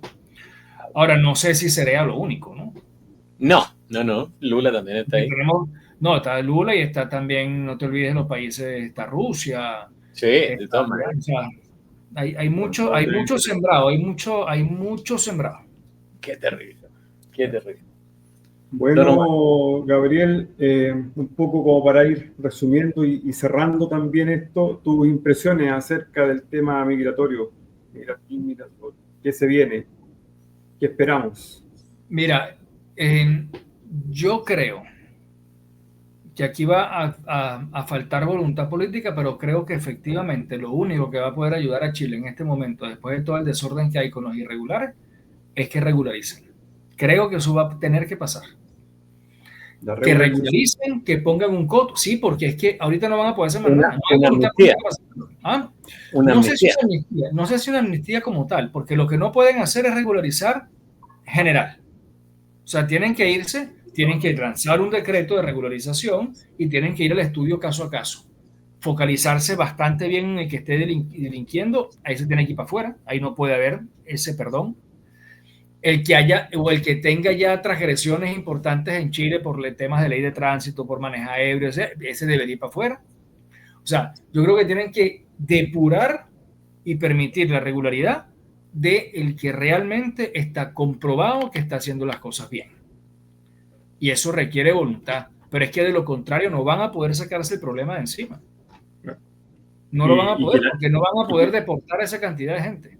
Claro, y que la ley se cumpla, porque en realidad si lo expulso con elástico, o sea, lo dejo al lado de la frontera y el elástico me lo trae, Correcto, sí. hablábamos de la puerta giratoria. No sirve un boomerang. Un boomerang no sirve, claro. No sirve. Tiene que ser Un cumplimiento exhaustivo de la ley, tiene que haber un cumplimiento realmente de los procesos. Eso que están hablando de extender la nacionalidad o que la reunificación familiar, eso es pistolada. En la medida en que tú no te preocupes por sancionar al que... Mientras que tú pongas más leyes que impidan el ingreso, es más, te lo voy a poner así. A nosotros tres, que entendemos la dialéctica en la persecución de una mujer cuando la estoy acortejando, cuando la estoy buscando, mientras más difícil se me pone, más voy a insistir. Lo mismo pasa en temas migratorios. Mientras más regulaciones haya para prohibir el ingreso, más rápido voy a saltarlas. El problema no es prohibir el ingreso. El problema es regular al que entró mal. Y después de eso, frenar el ingreso de verdad con leyes que sirvan. O con leyes que se ejecuten. Gracias. ¿Qué hay de cierto en esos videos de los haitianos que están llegando, supuestamente llegando a Chile? Yo no creo que sean ciertos. Yo creo que eso es, boom, un tema mediático. Ya, tengo un amigo que estuvo hace poco y le llamó la atención, sí que habían bastante. Están llegando nuevamente haitianos. Juan, tu apreciación al respecto, ¿qué crees tú? ¿Qué se viene? ¿Qué se viene? Que tiene que votar no por lo políticamente correcto, tiene que votar por lo moralmente correcto. Esa es la diferencia que hace, porque si vota por lo políticamente correcto, seguimos en la misma. Migración es un tema que llegó a Chile para quedarse, definitivamente, y no hay vuelta atrás. Y tenemos que trabajarlo de la mejor manera posible. Ya. Claro. Para eso necesitamos políticos buenos. Y que la gente entienda que cuando el migrante accede a servicios de salud, especialmente de salud, es importante que el migrante lo tenga, porque una migración sin control sanitario se convierte en un problema gravísimo de salud pública. Claro. Gravísimo. Claro. Y es carísimo para el país. Es más caro que prevenir. Por supuesto. No, pero además siendo también objetivo, porque realmente tiene que haber algún organismo encargado de crear una opinión nacional, no en favor de la migración, pero sí en favor de disminuir el roce entre el nacional y el migrante. Porque tú no puedes pretender que todo sea siempre culpa de la migración. O sea, que tú me digas a mí, o que salga un vocero diciendo de alguno de los partidos políticos, es que son los que tienen acceso al derecho a los consultores y todo lo demás, y se tienden y saben, compadre, ese no es el tema. Ese no es el tema. El tema es que efectivamente tienen que crearse condiciones para que haya una atención de salud. Y no hay vuelta que darle. Que no ponga en riesgo la salud de nadie, que se pueda atender la salud, pero además, oye, tienes que ser consciente de la población nacional también de que la migración llegó para quedarse y que tiene que abrirse a la posibilidad de la interrelación y la interculturalidad. O sea, es fundamental. Es fundamental. Vamos a tener que perfeccionar el sistema de la mejor manera posible para poder convivir con este nuevo tema. Bueno, Gabriel, yo soy partidario de que todos los migrantes que llegan sean vacunados inmediatamente, todos. Porque tú no sabes cómo. Claro. Y también, Juan, hay que incluir también en estas capacitaciones a la población, a que el migrante también tiene que entender que no todo es xenofobia y no todo es en mi contra. Exacto. O sea, mira, tú te puedes parar en hacer un presupuesto familiar y decir, ¿sabes qué? Tengo muchísimos gastos, estoy hasta aquí de deuda. Pero cuando yo me siento y hago el Excel, yo me doy cuenta que realmente son 3 o 4 las deudas. Entonces, el migrante que vocifera, que grita por las redes y dice que es xenofobia porque la televisión dijo, ese no es el camino. El camino no es pararte en cualquier escenario público y decir que Chile es xenófobo. Usted ve un programa de televisión que tenga un acto de xenofobia, que usted lo considera un acto de xenofobia, métase en la Comisión Nacional de Televisión, diga hora, diga animador, diga programa, diga quién, y va a ir viendo que de esa impresión que tengo de que son 100.000, quedarán 2 que realmente son casos de, pero denúncialos por el camino que es.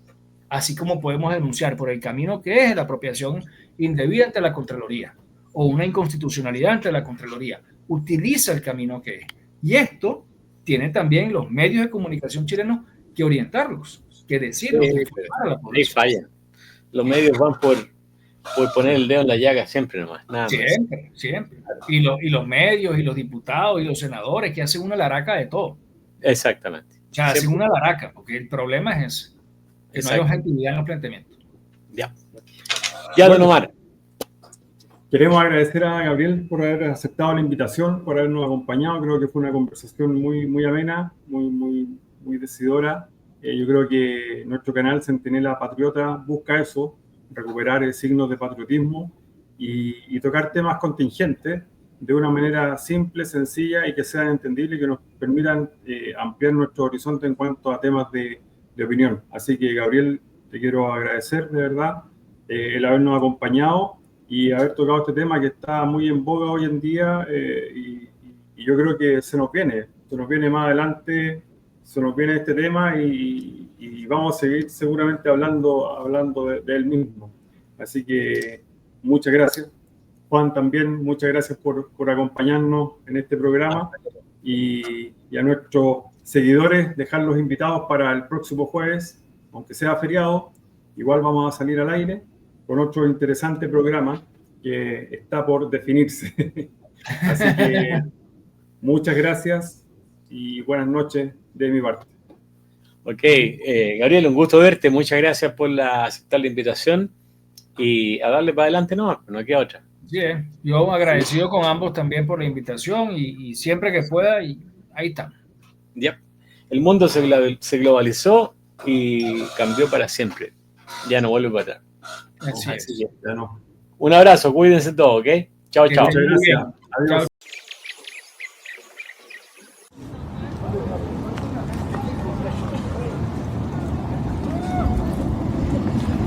Chao.